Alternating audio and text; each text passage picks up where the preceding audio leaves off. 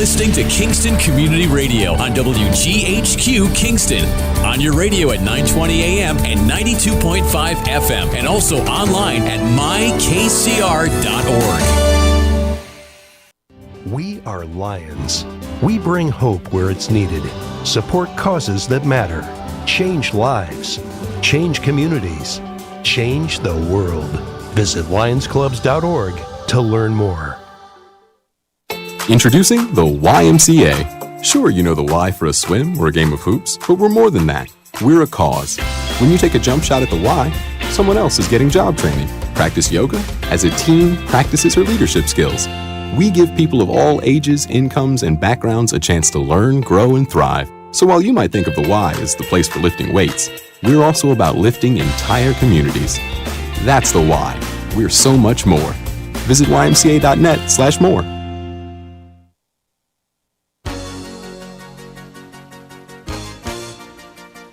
Hi, this is Winnie from the Rosendale Seniors, and I support Kingston Community Radio, and so should you.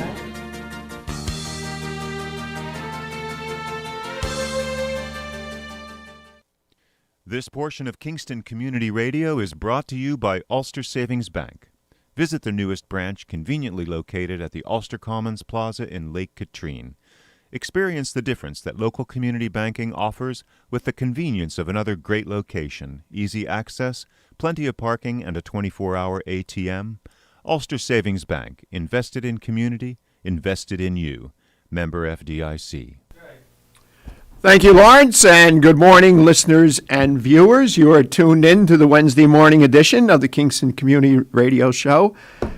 Talk radio show. We'd love to hear from you. 331-9255 is our call-in number. We're broadcasting live from our studios right here at 16 Lucas Avenue in Kingston, New York. And across the table from me is Joseph Sinagra, Chief. Good morning, Greg, and how are you? Who's pinch hitting for Fred Costello, who had some other obligations this morning. Had a plumbing issue this morning. Plumbing issues. So he's with the plumber right now. He's with the plumber. So he might be able to make it here, but if not, you're stuck with me for the whole duration. I'm stuck with you, huh? Well, Could be worse things in life. Yes, I was just going to say that. There could be worse things. There probably could be better things, but there also could be worse things. So what's new and exciting? Geez, we got a lot going on in Sorghum. I thought maybe you would talk a little bit about the parade that we just recently had. Yeah, but I figured I would give you the courtesy first. But no, I like to follow your lead. You like to follow my lead, huh? Yeah, another very successful the Empire State Games Olympic torch relay that used to do multiple stops on their way up to Lake Placid has cut quite a number of them out, and but Sorghum remains as one of, I think just two. I think there's only one other spot that they stop. And it used to be Albany, but apparently they weren't overly welcomed in Albany. And I think they stopped at Saratoga. But again, I'm not 100% sure. But regardless, they arrived around 3:30, 3:45 on Monday with the Olympic torch. That started down in Lower Manhattan, right, and made its trek north. And nice turnout, and I still have to shoot an email officially to all of the fire departments in Sorghum. And don't forget the police departments. Had the state police there, sheriff's office. I'm getting to it, okay? Boy, you love to interrupt me, okay? And yes, so all the fire companies participated. The sheriff's department participated. The state police participated, and Sorghum police participated as with the dirty lead car. The dirty lead car? You didn't hear about that one? No. Okay, we don't. Well, you have to tell me off air about that. Okay. A little hard to keep them clean this time And of then year.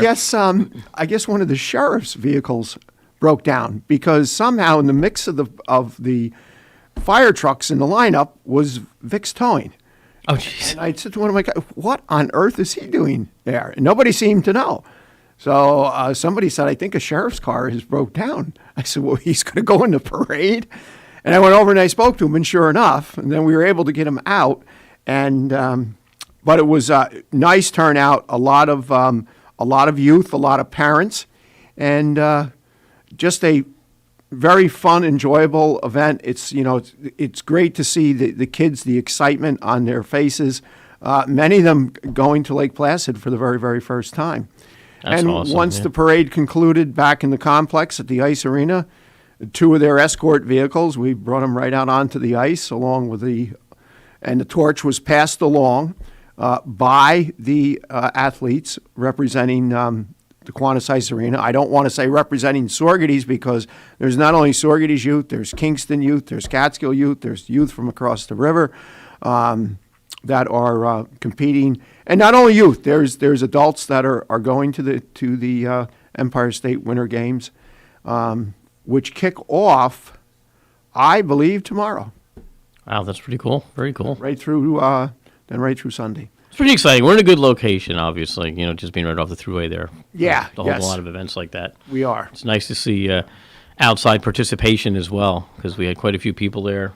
It was a pretty long parade, actually. It was a lot longer than I thought it was going to be. I think it was longer than ones we've had years past. It was. Yeah, it was. But again, just a great turnout by everyone that we reached out to. So obviously, I'm very appreciative of the Youth Hockey League and the Phillies organization, which is the Women's Hockey League. Amy Luke, who I'm going to get on this radio show here. Hopefully, next time we have an opening, probably when I get back from Florida. She used to be involved with the bike helmets and that charitable foundation, which she said, she no longer could commit the time and the energies to. That was basically in a volunteer's position, and she's got a family, and as she said, I got to make some money. Yeah, that's important. Yeah, that is. Especially everything is so expensive anymore. Wow. That is very, very important. So listen, I have to mention this on the radio, and I'm doing this at 7 o'clock because hopefully he's not listening. But Henry Marabella, I have to mention him today on today's show. Now here's a individual that's been a law enforcement officer for 42 years. We did the calculations the other day, and he's retiring this month from the Sorghum Police Department. And yesterday he turned 80 years old. Wow. Yeah, and just a phenomenal individual. I mean, to look at him, he looks young, youthful. He runs around with the rest of the detectives. I said if everybody worked the way he worked, we'd have some department as far as and nothing against my guys in the department. They all work hard. Yeah. But for his age, I got to tell you something. I didn't realize he was 80. Yeah, he turned 80 yesterday, and he's going to kill me for this, but that's okay. I'm the chief. I get to talk about this. That's all right. Yeah, but being as modest as he is, he just he didn't want to. I wanted to have him interviewed by the papers. He didn't want to do that. He didn't want to make a big deal about it. I think it's a big deal. I mean, gosh, when you think of Sorghum Police, the first person you think of is Hank Marabella. Boy, it's too bad. Well, you probably would never have convinced him to come on the show. No, he would. No, that definitely would not do that. I couldn't even get him to do an interview with the paper. Wow. Yeah. So, and he doesn't want a retirement party. He goes, nope, it's just like any other day. And that's just the type of guy he is. And I got to tell you, at work, I've been there now 10 years as a chief, and I don't know what time that he ever called in sick from work.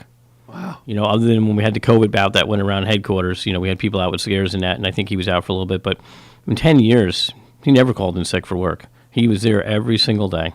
And unbelievable. Yeah, just a phenomenal individual, great law enforcement officer, an icon as far as I'm concerned with Sorghum Police and probably police in New York State. I don't know anybody else that's been on the job that long or at that age. And, that's a testament, to his tenacity for law enforcement work.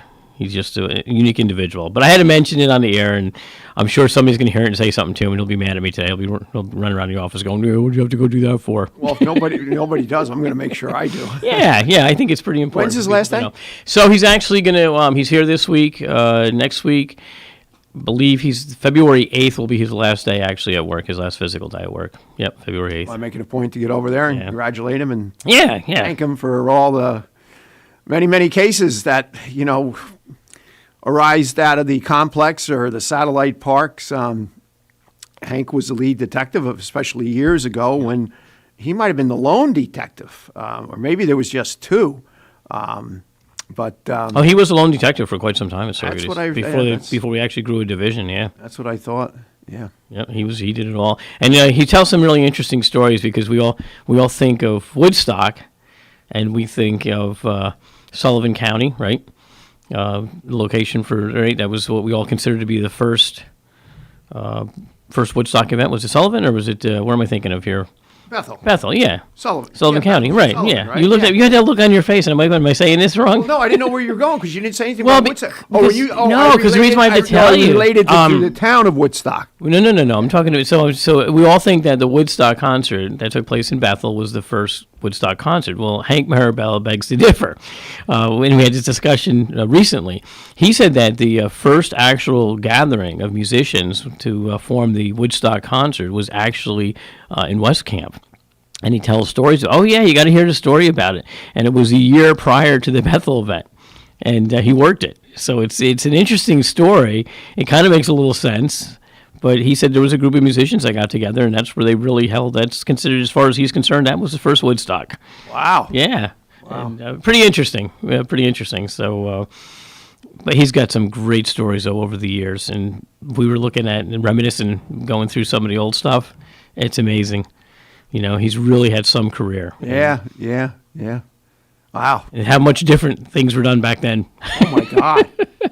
But think about the adaptation he's taken to law enforcement from when he first started, to now. That's, quite a career. And So, was he with another law enforcement agency prior to coming to Sorghum? oh yeah, he worked for the Ulster County Sheriff's Office. He worked for New Paltz Police. So literally, So he had a break in between. That's why, like I said, he just turned 80. But he had a break in between. There was a period that he wasn't a law enforcement officer. He worked construction, and then he got back into law enforcement work, and that's when he came to Sorghum. so depending on how long of a lull that was, he probably has 50 plus years. Oh in law yes. Oh easily. Easily. Yeah, I'm talking about a continuation. 42 years, non-broken, continued service. Right.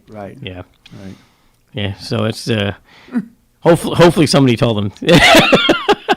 Because I always like when he gets upset about something, because he's got this whole unique demeanor about him that he presents. Oh, yes, he does. Yeah. Yes, he does. But anyway, so I had to mention that, and I'm sure and today's obviously it's the first Wednesday of the month, so it's Law Enforcement Wednesday. So later on this morning, we'll be joined by Chief Kyle Berardi from Town of Ulster Police Department and Sheriff Juan Figueroa from Ulster County Sheriff's Office, and hopefully Captain Mario Restivo from the New York State Police will be here. And then I had a phone call on Monday from Captain Rob Appleton, who was the captain here in Kingston and is now up north in the Colony area, actually, I think in Niskayuna.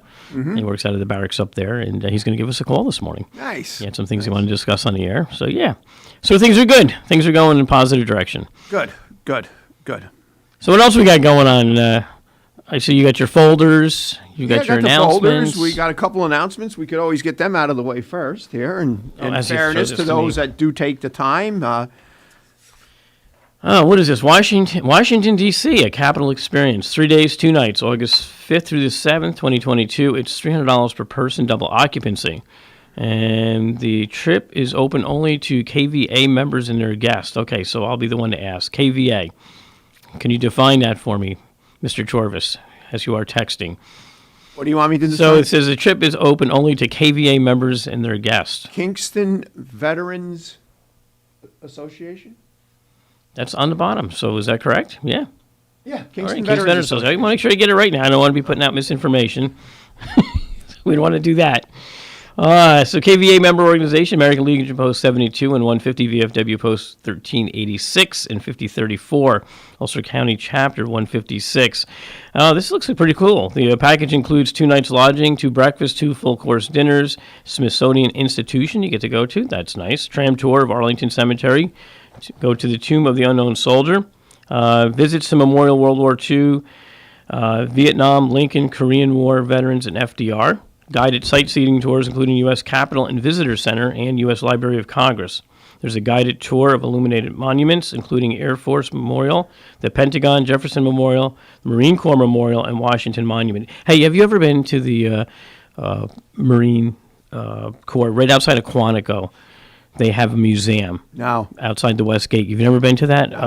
I've been here several times. I got to tell you, it's a really good trip. If you get into Virginia, get into Quantico, and like I said, on the west side, as you come out of the base, there's a museum right across the street, and it's an amazing museum. Is it? Yeah, and it covers the entire history of the Marine Corps. But just a little side note, I'll have to ask the sheriff when he comes in if he's ever been there. I bet he has. Yeah, it's very cool. Owen Wan, I bet he has. So if you're interested in going to this Washington, D.C. trip, again, it's 3 days, 2 nights, August 5th through the 7th of this year. You got to contact Kingston Veterans Association, William Fort, and he's got a phone number here of 845-399-0414. That's 845-399-0414. Or William Bill can be reached also at 845-339-1486. Again, 845-339-1486. And depending on who your carrier is for your phone service, you have to remember to dial the area code. That's why I mentioned the area code. And for your future reference, it's Bill Forte. Forte. When I said it, I said, I bet it's Forte. Yes. See, you didn't give me that look. Like you gave me the look when I asked you about KVA. So, I don't know. I didn't want to get you all nervous. Yeah, I never get nervous. I just roll with it. You know that. There you go. The Kingston Library and People's Place are teaming up for a month-long series in honor of Black History Month. Each week, they'll talk about a short story by an African-American author while sharing a meal graciously provided by People's Place Cafe. Pick up the stories ahead of time at either location or read it while you grab lunch. Stop at the cafe first, 777 Broadway, to pick up your meal, and then we'll head to the Wellness and Empowerment Center next door at 775 Broadway. And just please note, the center is accessible by stairs only. There's a whole listing for adults and teens that are taking place throughout the month, way more extensive. I'd be here till 8 o'clock reading the multiple pages and the little handouts that they've got with it. But if you go on to their website, either the Kingston Library website or People's Place, it's going to give you the entire list for the entire month of what's happening for adults of all ages, children of all ages, again, in honor of Black History Month. Sponsored by Kingston Library and People's Place. Very nice, very nice. Is that our only announcements we have for this morning? That is it. Wow. That is it. So what are the good things we have going on? Anybody that's involved in sports and likes football, I see Tom Brady is retiring. He made it official, although there's some speculation there for a 2 or 3 day period over the weekend what he was going to do and who said what. But I got, and I'll say it right up front because this is, like I told you, just come right out. But can't stand the guy. Think he's the biggest crybaby that ever played the game.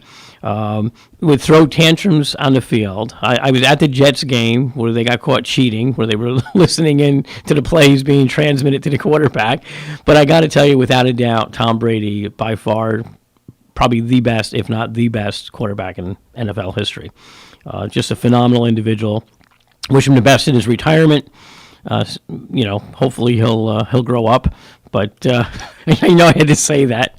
That's the only thing that bothered me about him is how upset he would get. It was just a game. It was surprising to hear because you're right. I mean, he would throw these temper tantrums, but in that last playoff game, it was the first time he had ever gotten an unsportsmanlike or misconduct call on him, which I thought was quite ironic because I'm saying to myself all those years, okay, with his temper tantrums, and it was the very, very first time. I think he got a lot of leeway because he was so good, but could very well, yeah. When you think about it, it's it's good. There's 2 new teams that haven't been there for quite some time. Obviously, which normally the Super Bowl is hosted on a neutral field, but being the fact that the Super Bowl site is determined years in advance, there's always that possibility, just like with Tampa Bay when they were in Raymond James. L.A. is that's their home field, although there seemed to be more 49er fans in attendance at the game the other last week. Right, Sunday, yep. Of course, there's apparently not that big of a difference between the stadiums, almost like, when you used to have separate stadiums for the Jets and the Giants or the Yankees and the Mets, and you have the Subway Series, and but it should be a good Super Bowl. Yes, it should be. Yes, it should be. A listener just wanted to reiterate that Joe Namath, in her mind, is the best quarterback in the world, but she must be an avid Jet fan. Well, I was quick. going to say, but see, I'm an avid Jet fan too. I And know, but Joe Namath is definitely not the best quarterback. Listen, I don't even like Tom Brady, but he is the GOAT. I got to put Namath with like Testaverde. Listen, I heard you talking football, and I know we only have a few minutes till we go to break, or 10 minutes. What did you think? And I don't know if you read it. Did you see the Brian Flores thing on the news last night? He's suing the Giants. Yes. He's suing the Dolphins. He's suing in the NFL. And the Broncos.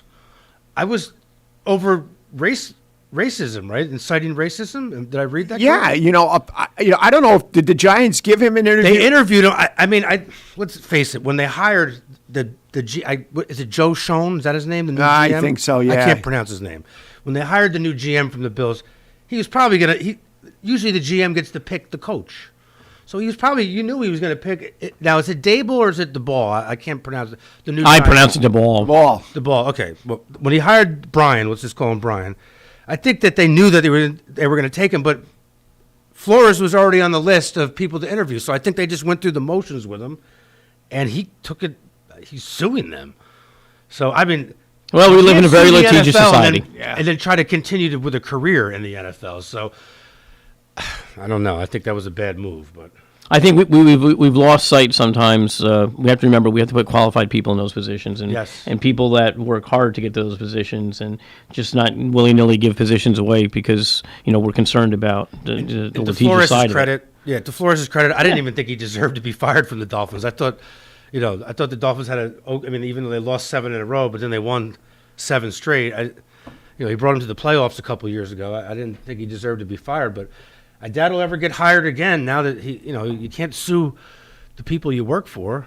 No, I mean, out of all, it's again very litigious society, unfortunately, and people get sued every single day, and that's just unfortunate when it gets into the sport. It's like that, and they're at will employees too. I think sometimes they forget that there are no guaguarantees that you're going to be there. You're no guarantees at all. Right. And let's face it, performance is a big key. It is. And I mean, look at what we go through. How many years with the Giants? And I mean, just. We went through 3 coaches, 2 years each, right? Yeah, none of them made it more than 2 years. Yes. So we had McAdoo, 2 years, and then what was the other? Oh, Sherman, that guy, 2 years. That guy. That guy. You know what even concerns me more, though, about the whole thing with sports, baseball, football, even hockey, sustainability with what the athletes are getting paid. Oh, yes. Where is the money going to come from in the future if they keep going the way they're going? Price it is the cost to go to these games. I went to a Knicks game a week ago today when I was in Florida, and even though the Knicks wasn't, my God, it was like, we had good seats, whatever. It is expensive to go to. Oh, it's terrible. It's cheaper to go to a Giant game, or to go to a Yankee game. I mean, after it's sent with the train ride down and all this, it's a $200-300 day, even though the ticket might only cost $80 to go to the Yankees. Or Yep. after you ride the train, you buy a couple hot dogs at $10 a pop. Yeah. But see, that's why I like having the Stallions up in Sorghum because, I mean, really, even like you have the Renegades, they just came out with a nice package for their season that they sent to the police department, and I think they're sending it all over to all the municipalities. But I mean, when you take a look at going to a baseball game for $7, that is, and then and food, and I'm talking like going down to Dutchess or up in Sorghum, it's even cheaper. It's amazing. Yeah. It's and these kids are playing their hearts out. They're there to play the game. That's the thing, especially in the collegiate league that the Stallions are in. There's some top-notch players, and traditionally every year, there's a number of them that get drafted by major league teams, Right. including 2 from 2 years ago. No, not 2 years ago, because there was, because there was no last year. Well, yeah, there was this past season, and then the 2020 season, which didn't happen, got drafted. And Amsterdam traditionally they've got a long list of players, and of course they always their recruitment of Division I starters is phenomenal. But Kevin is right up there right now with that same. Oh, look at his team last year. Same level of recruitment. Yeah. That was a very, very talented team. It's just a joy to go watch, and the nice thing about it is it's cheap. I hate to say the word cheap, but it's cheap, and you can take the whole family to a ball game, and you can have a great time out. And like I said, and what's really I like too is you can always tell if there's a scout that came to the game that night, because you see a difference in the players too. Oh yeah. They're just full force forward, on the game, and it's amazing, absolutely amazing. But we're lucky to have them. So, but again, the sustainability, the money that gets thrown around. My dad and I were discussing the other night about, how do you keep paying these contracts? And these ball players, they retire 15 years, 17 years, but the money they got coming to them, and the way these contracts are structured, they're set for life. Oh, it's amazing, absolutely amazing. Well, most of them are set for life. You hear these stories all the time, where these players, and they'll do these, the stupid things, shoot themselves in the foot, okay, or where I don't know where they blow the money, but they end up going bankrupt. You do have to wonder, and it's across all professional sports. It's not just limited to basketball, hockey. It's baseball, it's football. It's across the board. Well, that's what I'm saying. That's what I'm saying. It's hard to be able to find sporting events that you can bring the entire family to. Is really what it boils down to. Going up when they were in Albany, and how the heck Albany ever allowed them to bail out of Albany. The Albany River Rats, yes, which was the Devils affiliate. Yep. And we go up there 2-3 times a year. There used to be once or twice a year a Sorgady's Youth Hockey Night up there. There were several players that used to come down to Sorgady's, and it was fun. It was enjoyable, and didn't break the bank. Yeah. So, anyways, let's see. What other world problems can we solve? I don't know. What other world? For hockey though, college hockey is good. Yeah, college hockey. RPI's got a great team. Brown, they got a good team. Yeah. West Point, yes. Good team. Been a while. Years ago. I went to some hockey games at West Point, and that was exciting. I remember years ago now where we did a doubleheader. We went to a West Point football game and then stayed for a hockey game in the evening. In fact, a former sergeant of the Sorgady's Police Department, he was the one that got his hands on the tickets. Pete Carachet. Oh, Pete. Pete Carachet. Pete's in Florida now. Yes, he is. Enjoying the warmer weather. Yeah. And not the pending storm. I kind of lost track of him when he first moved down there. When we went down, we usually hooked up, but that happens for a few years, and then this one year you don't do it, then the next you don't, and then sooner or later that's... Yeah, you just came back from sunny Florida, didn't you? Yeah, I was only there for a short time after our national conference, which was in Savannah. I went down for, if you throw the travel day back, and my flight was later in the day. That was the 5th day. And I got out of there just in time, because that day that I left, it was raining. And you know how it rains in Florida. Oh, yeah. Okay? It just doesn't spit. And it was one of those very unusual, day long. They were forecasting a day-long washout. And then they got cold. They got cold down there. Well, was that like 60? Saturday morning, where we go, Reddington Beach was 44 degrees. Tampa, which is 34 miles, would be to the northeast, was 33. And then up above I-4, they had frost and freeze. Oh, yeah. Well, I've seen that before. I've seen snow in Jacksonville. Yeah. Or up in the Panhandle. Yep. So they were cold. So it wasn't only us. But anyway, I have a buddy that lives south of West Palm, and he likes to call and rub it in, because to them cold is 65 degrees. Right.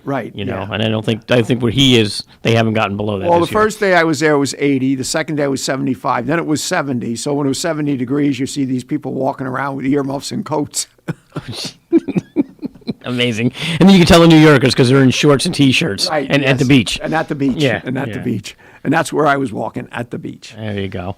Well, we're getting near the bottom of the hour, and as the chief alluded to, it's Law Enforcement Wednesday, and we are expecting Police Chief Kyle Berardi from the town of Ulster, State Police Captain Mario Restivo, Sheriff Juan Figueroa over the next the course of the morning, and we'll be back in a few. You're listening to Kingston Community Radio on WGHQ Kingston. On your radio at 920 AM and 92.5 FM, and also online at mykcr.org. Question: what will you find on all over-the-counter or OTC medicine packages to help you choose the right drug and use it safely? The answer: the Drug Facts label. This label lists the medicine's active ingredients and purpose, how much to take, and warnings you should know before using it. Remember, even OTC medicines you buy without a prescription can cause side effects you don't want. So follow the information listed on the Drug Facts label. For more information, visit fda.gov/Drug Facts label. A message from the U.S. Food and Drug Administration. Long ago, you wouldn't think of galloping on a horse while doing calligraphy, and you wouldn't have attempted to ride your bike while typing a letter. Yet you think you can safely operate a multi-ton vehicle while texting? Behind the wheel is no place to multitask. If you want to BRB, drive now and text later. Lives depend on it. Visit StopTextStopWrecks.org, a message brought to you by the National Highway Traffic Safety Administration, Project Yellow Light, Noise, and the Ad Council. 100 years ago, there were 100,000 tigers in the wild. Today, there are as few as 3,200. The Earth's wild animals can't speak up when they need help, but we can. Be the voice for those who have no voice. Visit worldwildlife.org. Hi, I'm Steve Thomas for Habitat for Humanity Restore. Habitat Restores are nonprofit home improvement stores and donation centers that sell new and gently used furniture, building materials, and appliances to the public at a fraction of the retail cost. The Ulster County Restore at 406 Route 28 in Kingston needs your donations. Call our hotline at 845-853-7499 to schedule your free pickup. And thanks.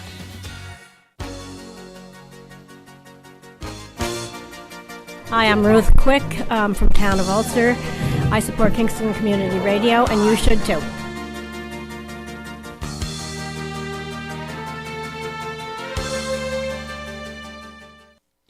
This portion of Kingston Community Radio is brought to you by Ulster Savings Bank. Visit their newest branch, conveniently located at the Ulster Commons Plaza in Lake Katrine. Experience the difference that local community banking offers with the convenience of another great location, easy access, plenty of parking, and a 24-hour ATM. Ulster Savings Bank, invested in community, invested in you. Member FDIC. Thank you, Lawrence, and welcome back, listeners and viewers who were with us the first half hour. Those just joining us, welcome. 331-9255 is our call-in number. In the studio here with me is Sorghum Police Chief Joseph Sinagra. Good morning again. Good morning. Good morning to our listeners. And we would love to hear from you. Again, 331-9255 is our call-in number. And we were just talking about, again, it seems like a day can't go by where you don't hear about a police shooting. And you had mentioned you sent three of the Sorghum. Three Sorghum officers are going down with members from the Ulster County Sheriff's Office and several other local agencies down to the funeral this morning for Officer Mora that was killed last week. New York City. You sent them to New York City? Yes. Yeah, I Adams sent three from our honor guard. I thought Adams was going to get a hold on this crime thing. Yeah. I mean, You don't want me to get on my soapbox about bail reform and where we're headed and the issues. I mean, it's really sad. I did read while I was in Florida. I tend to read more newspapers when I have a little extra time on my hands. I did read in the Post last week that Hochul is thinking about revisiting the bail reform laws. So I don't know if that was a ploy to get votes in November, but at least she's actually thinking about it. Well, I think that's a true statement. I think she's concerned about being elected. I think there's a lot of Democrats right now that are concerned about getting reelected. If they want to keep their majority, and one of the big issues obviously is the bail reform. And it's funny because certain people, when we talked about bail reform 2 years ago, that came to this radio show or called in, just thought that, well, it's just cops being cops, and of course they're going to say that crime's going to go up and there's going to be problems. And here we come full circle, and the facts are out there, and the numbers don't lie, and crime is up, and homicides are up. We had more police officers killed last year than we did in the last 25 years. It's and more people. I mean, take a look at the homicides in Chicago. The highest number of homicides that they ever had. New York City was up. All the major cities were up in homicides. It's, again, if you're going to give somebody a slap on the wrist and send them back out on the street after they have a gun charge or they rob a bank or, a leopard doesn't change their colors. Okay, and if we're not going to do, and I'm not saying that everybody's got to go to jail, but if we're just going to release people and not put them in programs to rehabilitate them, then we're going to continue to lose this battle. And bail reform right now is a failure because of that, because we went so far to the left and we didn't put any mechanisms in place to hold individuals accountable. Or once they're out, they're out. Nobody follows them around. Nobody's tracking them. Nobody's working with them to make them better people in society. And, all they have left, the last resort they have left is what they know and what they're used to. And that's a big part of the problem. So we have to, we rushed into it, just like we did with marijuana legislation. We rushed into it. Well, as I said to you before we just came back onto the air, I think you're going to see this become a political issue in the elections that are coming up this year. And may even run into future years if we don't see. Right. But inevitably there has to be change because, as you alluded to, they jumped right into it, and people were saying, "Oh, well, the cops are going to say that." But now, the public, the people they're witnessing it, and many are victims of those individuals who, prior to bail reform, would have been put into a program, would have been put into prison.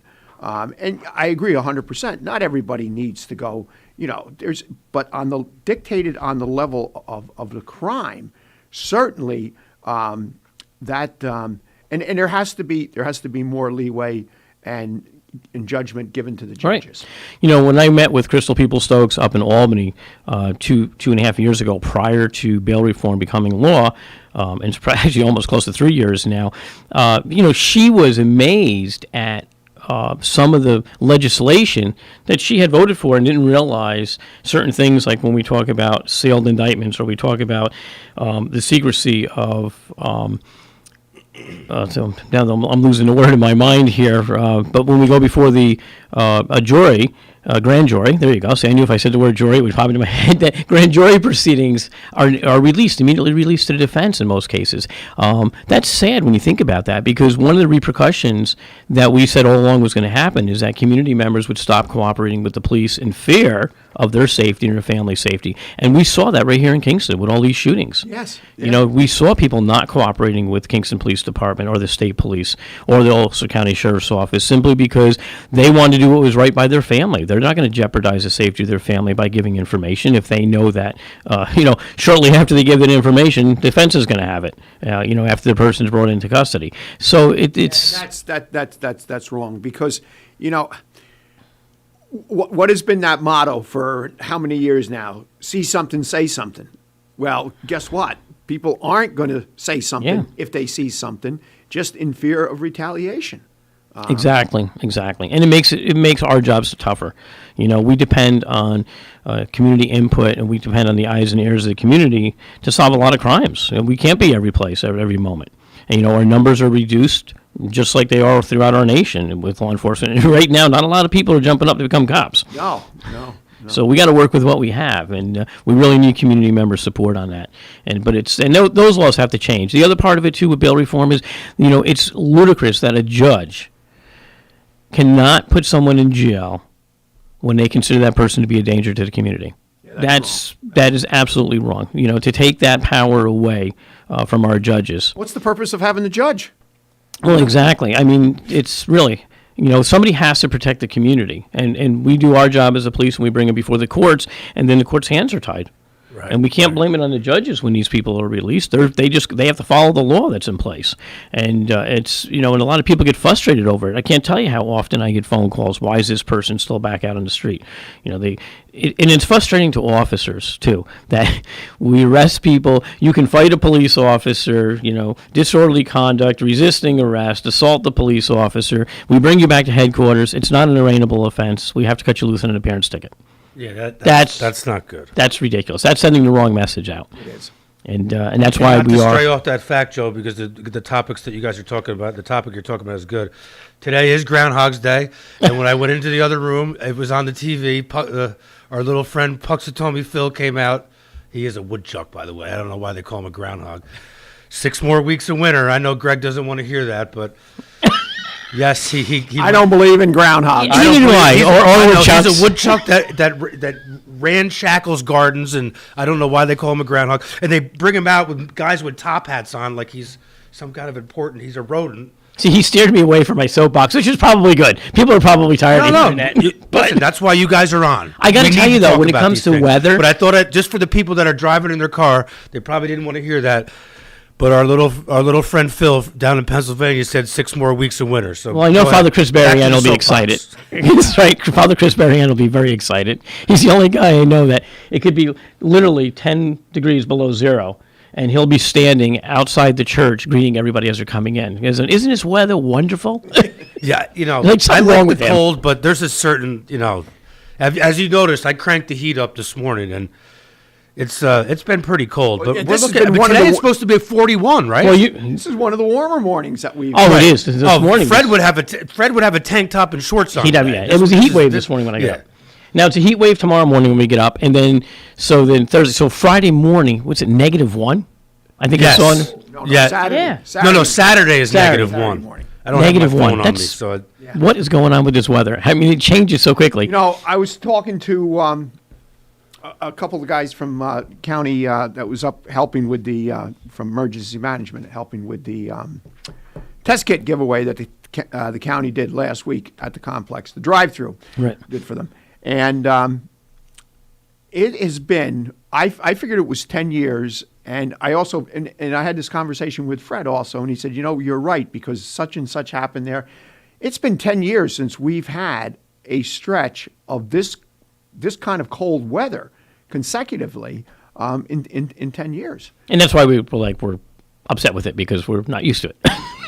We're kind of like, hey. I came across the bridge on Sunday afternoon. There had to be a half a dozen ice fishermen out on the creek. Yes, in the village. Yeah. Yeah, that was something to see. That is, I get very concerned, though. I mean, it's, I hope somebody, that's knowledgeable is going down there and checking the depth of the ice, because I see kids out there. And somebody, who the heck told me that there was 10 inches of ice? And I can't remember. And what's considered safe? Do you know or no? I won't put you on the spot like that. I just figured you run an ice arena. I figured you might know. Here's the thing. It would all depend on what kind of weight are you putting on it. Now, you really can't compare it with an ice rink, because you got a concrete floor underneath it. You don't have. You're not going to fall through the ice. You don't have flowing current underneath it. But I would think for people, I think 6 inches is fine. But you always have to wonder where the flow is. Could there be like an air pocket? How you get air pockets, and you bust through the top layer of ice. But you take they have those races up on Lake George with vehicles. It starts this weekend. Sagandaga. So I'm just. But I imagine up there, the depth of their ice, I bet you has to be well over a foot. Oh, I would think so, yeah. Because they do a lot of events out there. They have outhouse races on the lake, and that all starts this weekend. This is the first weekend of the Winter Carnival up in Lake George. Oh, is it? Yeah, and that'll run for a month, yeah. Yep. Oh, it's a month long. It's a month long. Yeah, I'm going to try to run up this weekend myself, actually. They say it's really cool. I've never done it, so I want to kind of check it out and see what it's all about. That should be interesting. Yeah. So on a brighter note, we released the Sorghum Police Department 2021 year-end report, and it can be found on our website. It's 50 pages full of all kinds of information. And that's all, huh? 50 pages, and the website is sorghumpoliceny.gov. So if you just type that in your browser, sorghumpoliceny.gov, that'll direct you to our new website, which we put out in January, and we went into partnership with Crime Watch. And it's really nice the way the website is done. And if you go to the About Us section of the website, you'll get all the information. I have all the contracts up there, so if you're interested in what I make and what my contract says I get, it's right on for purposes of transparency. It's right there on the web page. So the police officers' contracts, and we also have the year-end report, the proposed budget, the adopted budget. So it's a plethora of information that can be found. A plethora of information that can be found on that page. And if you subscribe to our page, whenever we have an arrest, you'll get an alert. You'll get the information about the arrest. We also have our warrants are also on that site. There's a section there that covers all the warrants. It gives you photos. And just a little caveat, if you ever see one of our warrants out there, or for that fact, any of the police agencies' warrants, if you see the person or know where they are, just call the agency and let them know. Don't try to apprehend the person yourself. That's not a good thing to do. Leave that up to us. And of course, the other important side of it is that maybe the person's already been brought in, and the warrant hasn't been removed as of yet off the site, so the warrant may not be active. So it's always good to call the local police and say, "Hey, I see this person's on your warrant list, and I just see him over here at ShopRite." So don't go after him with a don't go after him. baseball Yeah, bat. don't go after him. No vigilante style policing. Just give us a call and we'll take care of it. And for the 9th year in a row, I know my town supervisor loves to hear this. For the 9th year in a row, we ended with a surplus, which was nice, and that goes right into the town's coffers, into the general fund, and that then gets segued into the fund balance for the town. So that keeps it nice and healthy for the people. And I don't know how many years it's been consecutively where we have ended up in with surplus. Not only on the expense side, but especially on the revenue side. I was very, very pleased with the revenues. Now, do you think your revenue chargings, what you charge, keeps up with inflation and where we are, or do you think you get a really good bang for your dollar? The way inflation is right now, no. But back prior to the pandemic, or the way inflation has went crazy, it was close, with keeping up.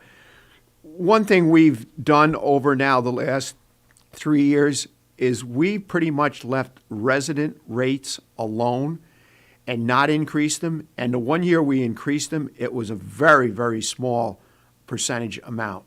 The non-resident rates we have increased every year. Our tournament rates we've increased every year. Our private ice, Rob's getting ready to forward me his proposed rates for what would be the 22-23 season. Those have all increased across the board. The skate passes, because with the public skating rates, you're obviously not going to ask for identification. You're not going to charge one price for a resident and one price for a non-resident. It would take way too much time, okay, especially with 200 plus for a public session. But both Sorghum residents and non-residents have the ability to buy skate passes. And they come in increments of a 10 skate pass, a 15, a 20, a 25, right up to a 40 skate pass. So the more skates in a skate pass, the cost per session drops. Right. Okay. And obviously our resident rates for those are less than non-residents. Now with the ice arena, have the revenues kept up with inflation? Absolutely. And that facility is 100% self-sustaining. There are no taxpayer monies that go towards expenses of the ice arena. It's strictly all on revenues. We have one more year to go, paying off the ban for the new building, and we've been able to do that within the resources of revenues. Wow, that's awesome. Now, do we get a lot of non-residential use of the facilities? Oh yes, we do. Yeah, everything from what, renting the pavilion to.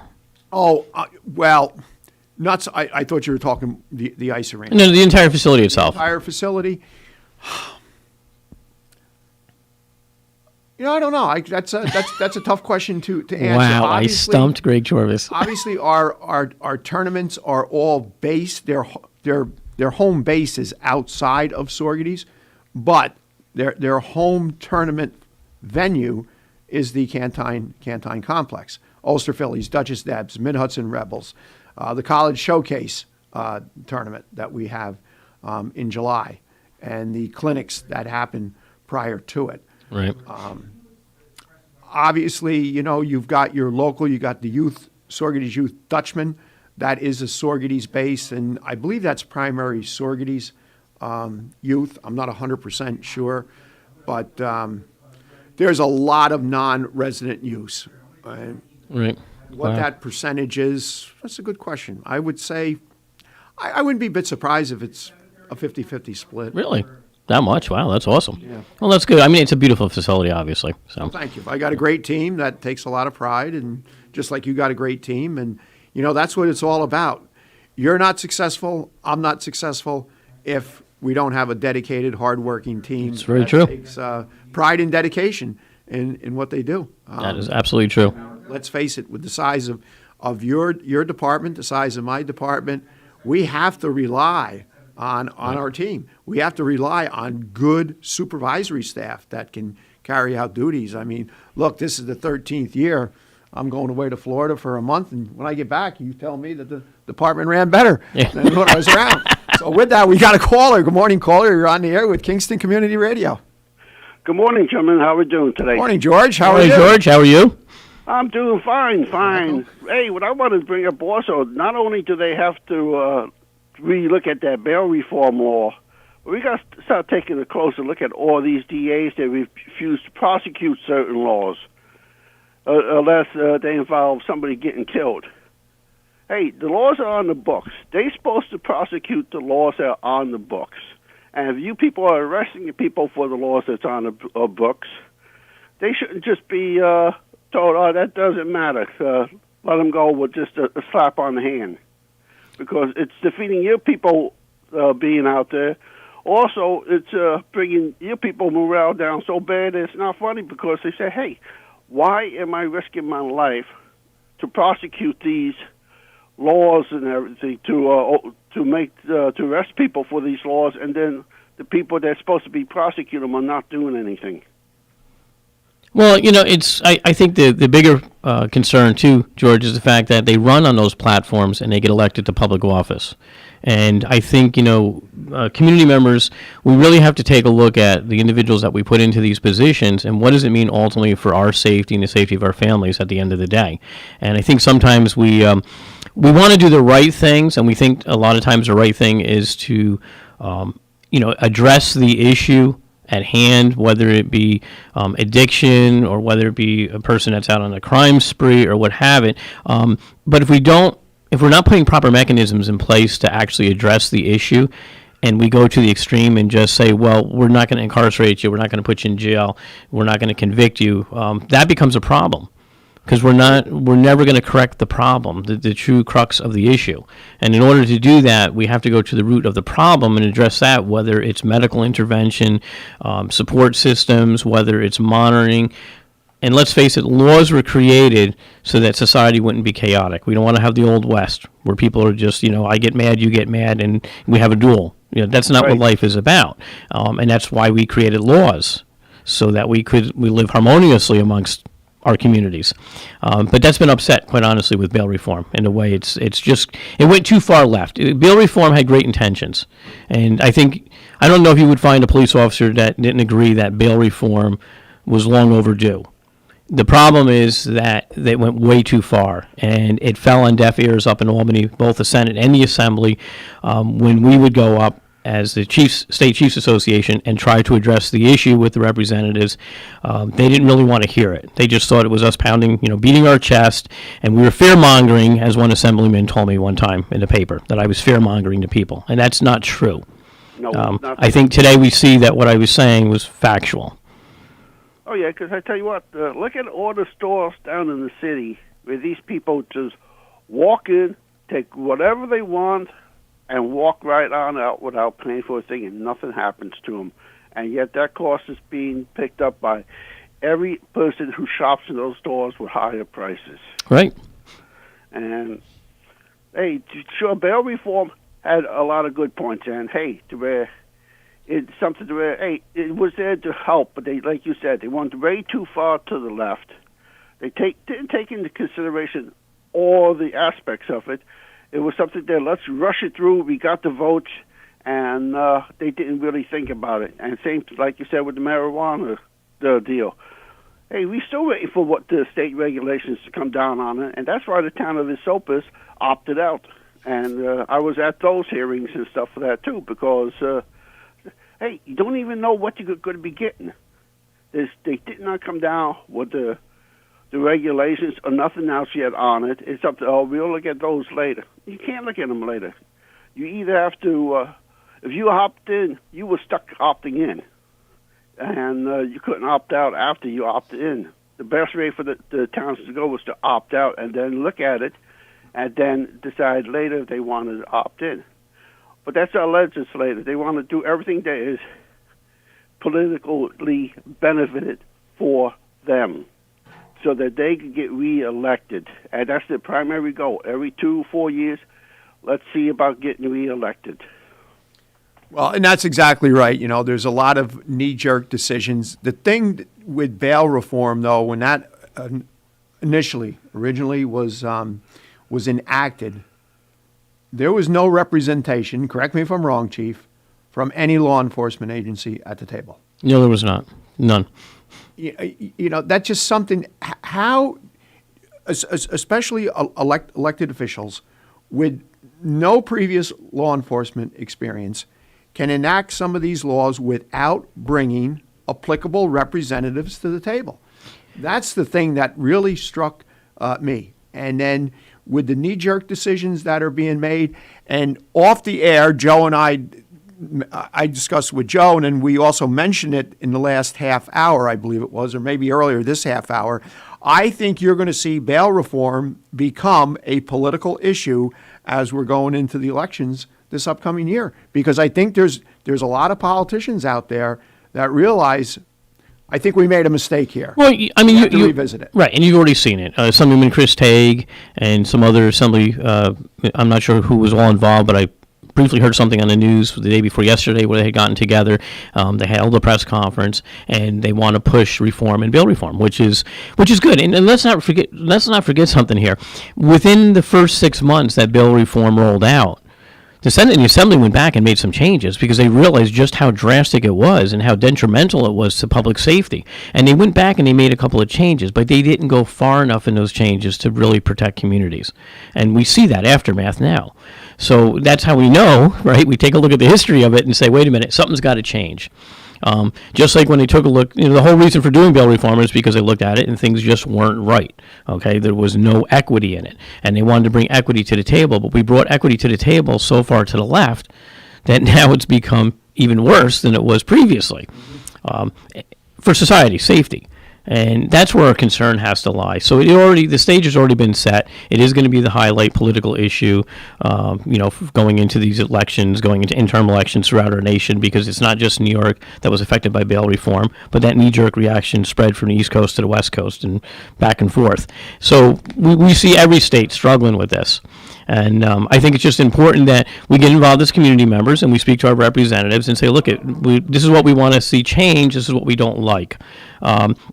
And take the time to actually take a look at the law and see how it does impact us on our daily lives and where those changes should come from. And I think with meaningful conversation, and I think now that we see that the experiment failed, I think there's more people on both sides of the aisle that are willing to listen now to DASNY, which is the District Attorneys Association in the state of New York, who also were not invited to the table for bail reform, and wrote letters after letter after letters urging the Assembly and the Senate to do this right. And they again, fell on deaf ears, and they didn't do it right. And the same thing with State Chiefs Association and local chiefs associations. They all got involved in it. And it's the same thing with the cannabis legislation. When you take a look at the number of entities that got involved in trying to speak to our representatives about where the flaws were in the proposed laws, and yet they went and passed them without addressing those concerns. I think we have a caller. Do we have a caller, Lawrence? Lawrence? I told him, is George gone? No, George is still with us. Oh, George is still with us? Okay. No, we did have a caller, but I know we're about to go to break. I told him to call back after break. Yeah, they can call back. Yeah, they can call back. Yeah, I didn't want him to hang on for 6 minutes, so. Hey, we look at this thing. All right, so what, you want to do that? Let's get it done. Get it done correctly. So, right. I know you guys going on break. Thank you guys very much, Chief. Thank you and your staff for a great job that you all always do up in Sorghum for every event that's up there. Thank you, George. And tell your people, I hope they stay safe and stay healthy. You guys have a terrific day. You too now, George. Same, George. Yep. Bye. We'll be back in a few, listeners and viewers.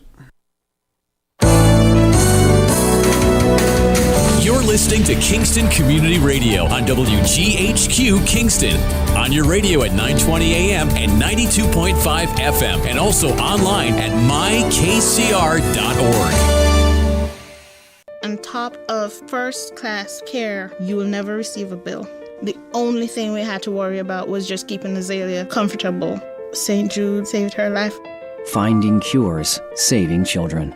Learn more at stjude.org. A message from the American Migraine Foundation. It's an absolute nightmare. There's pain that does not stop. I feel trapped by migraine. Migraine is a disabling disease. I feel like I'm dying. You feel like the world's closing in on you. There's nothing you can do. It's like you're trapped in your head. There's no escaping it. You can't leave your body.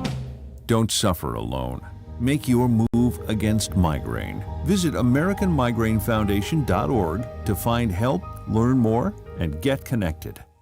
We are Lions. We bring hope where it's needed. We are a global force for good. Support causes that matter. Change lives. Change communities. Change the world. We can do more together than we can alone. Join in. Experience the joy of serving. Be part of the movement. Give back. Let's unite the world for good.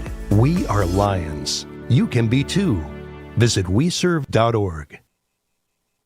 Everyone is talking about healthcare these days. America spends twice that of other developed countries on our healthcare system, yet our health ranks near the bottom. How can we stop spending so much and getting so little? By shifting to a system that gives more patients access to strong primary care. Primary care can help make America healthy again. To learn more about the benefits of primary care, visit www.healthisprimary.org. This message is brought to you by America's Family Physicians.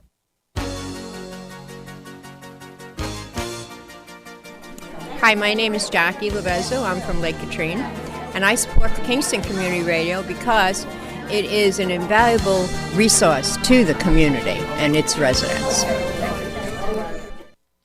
This portion of Kingston Community Radio is brought to you by Ulster Savings Bank. Visit their newest branch, conveniently located at the Ulster Commons Plaza in Lake Katrine. Experience the difference that local community banking offers with the convenience of another great location, easy access, plenty of parking, and a 24-hour ATM. Ulster Savings Bank, invested in community, invested in you. Member FDIC. Yeah, they're going to We're headed that way, and hey, we're back on the air. We are back on the air. Okay. Catch us all in the middle of the conversation. Down here. So from the time that we left you here a couple minutes ago, we've had our police chief, yes, from the town of Ulster, Kyle Berardi. Good morning. And our captain from the state police, Mario Restivo. Good morning, gentlemen. Great to have you. We do have birthdays. Now spread the wealth around, being that we've got... let's see if I get set up here. You didn't get set up. I think Captain Rob Appleton's calling in, too. Yes, he is. Yeah, that's why I asked the phone number. All right, awesome. All right, so you want to start, Greg, or you don't have one? I don't have it. I read the winner. I read the winner. Oh, you get so I'm always the good guy. All right, we'll start with Chief Berardi. Work this way. Let me start off here. Obviously, it's Groundhog's Day, so happy birthday to Betty Day from your friends at the Hurley Pearlers.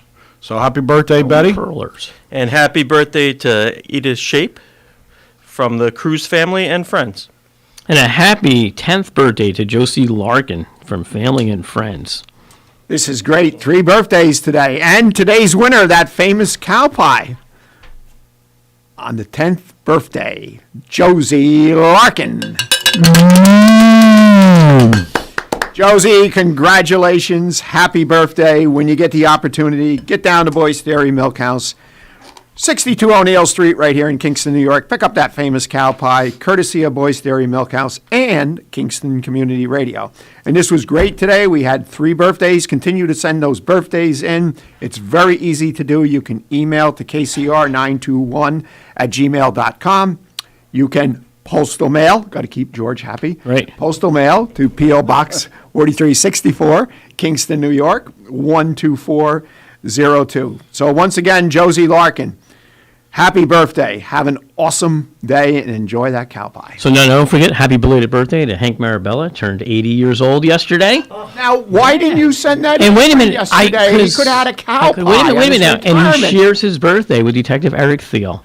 That's right. They both What's the had chance of birthdays. that? 2 birthdays there yesterday, yes. What's the chance So of the that? cake was flowing after lunch yesterday, let me tell you. What'd you have? You buy? Did you buy? No, actually, What does he buy? my administrative aide made a carrot cake, which was really good. Yeah, which was really good. And Eric got a store-bought cake.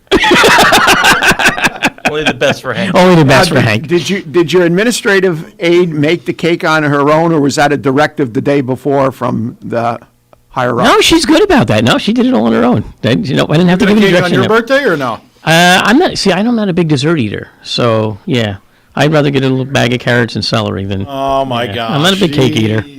Although I will admit, Let's not pick. I will Marco. admit though, for Hank's birthday yesterday, I did do some carrot cake. You didn't indulge? Just a little slice. Well, because you had the carrots in it. That's right. See, there you go. All right, gentlemen, we do have a caller. Good morning. You're on the air with Kingston Community Radio. Hello, can you hear me? Oh my God, that sounds like Jim McCaslin. Is that you, Jim? That's the name. I got the You last got name that? wrong. You got that right, and I'm pulled over. I'm not driving while I'm talking Awesome. on my cell phone. Awesome. So the chief Kyle, that's a Town of Ulster resident. I know, Jim. Yeah. When he said Hi, pulled over, hi. I thought he remember stopped when by the chief was Officer Berardi.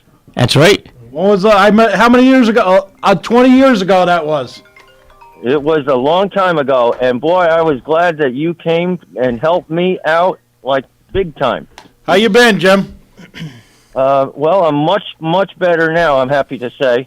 And I wanted to call in because there's another local talk show, and I used to call into GHQ all the time, and I haven't called in a long time. However, Saturday morning, there's a show on a competing radio station in Kingston, and I don't think I'm ever going to call them again. I was disrespected on the radio. It was like insulting Are you by the host. Are you talking about the Sunday morning show with our former mayor Shane Gallo?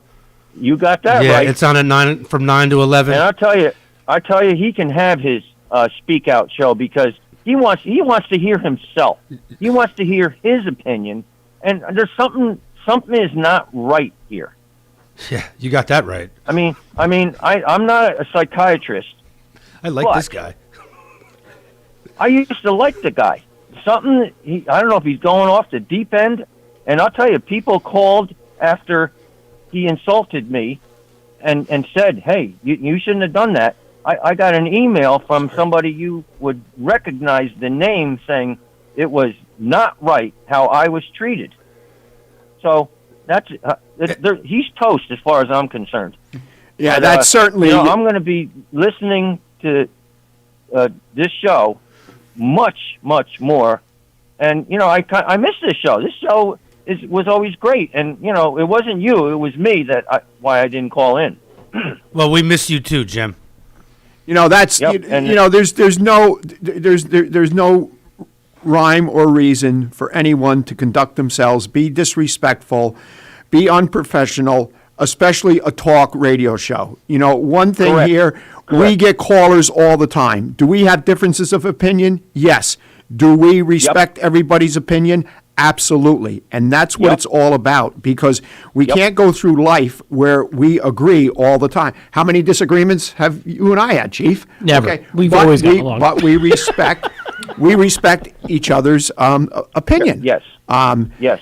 And to conduct themselves, especially on a talk radio show with the public listening, that is totally unacceptable. And you'll never, ever experience that here on this show, because no matter who calls, what their point of view is, we always take those calls. Yep. So I'm glad and I you want to make called. I want to make another point in closing. Your alarm's going that the off. town of Ulster PD has got to be just about the best for miles. And back when even Paul Watzka was the chief, you guys got accredited, and all the work that Paul did to raise the shelf, up the top shelf, and Chief Berardi, you're top shelf in my book. Well, they left the room because they're setting off their car alarms. Yes. I'd like to make a comment about. Anyway, you hear what I'm saying, right? Yeah, absolutely, Jim. And thanks for giving a call. This is good stuff. Well, if anything, Jim, we gained you back listening because you were turned off by the Sunday show, so that's a good thing. Good for us, right? Yeah, Well, Saturday you know what? show. We need some competition in the greater Kingston area because I'm just saying competition is good.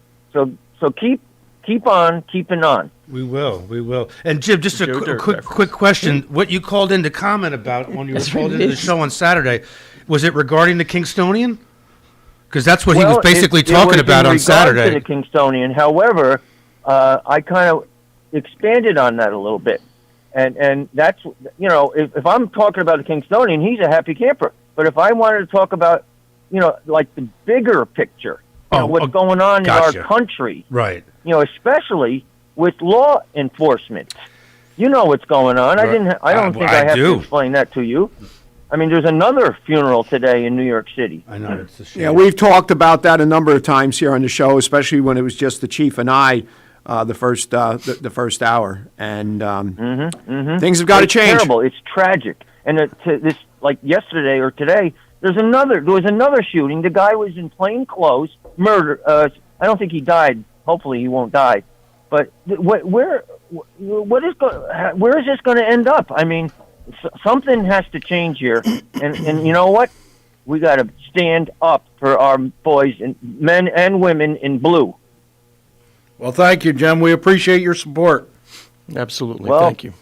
You will always have Jim McCaslin's support because we got to help our people in blue. Well, you have a good day, Jim. Thank you very much, Jim. Thanks for the call. Yeah, Jim, thank you very, very much, and we hope to hear from you in future weeks, and you have yourself an awesome day. Thank you. You too. Thank you. So Jim brings up a really good point about respecting others' point of view and their dignity when they're speaking with others. And that's something that probably goes right down to the root of just interacting with each other. And it doesn't have to be on a radio show. It can be in public, and that's what we see, right, Chief and both chiefs? We deal with conflict every day. People get in fights in their home. They get fights on the street. And one of the largest pieces of those fights are not seeing each other's point of view or respecting each other. So, again, for the radio listening public, just if we try to get along and respect each other and act like our parents and our aunts or uncles, whoever raised you, taught you, your grandparents, conflict will not occur to the point where it is now. We're getting violent. So I got to tell you, Jim brings up a point too, and there are a lot of people, though, out in the community that do support the police. Absolutely. And there was no better example of it, and this is going to escape my mind now. See, the old Kerry Brothers Garage. Do you know what they named that place now?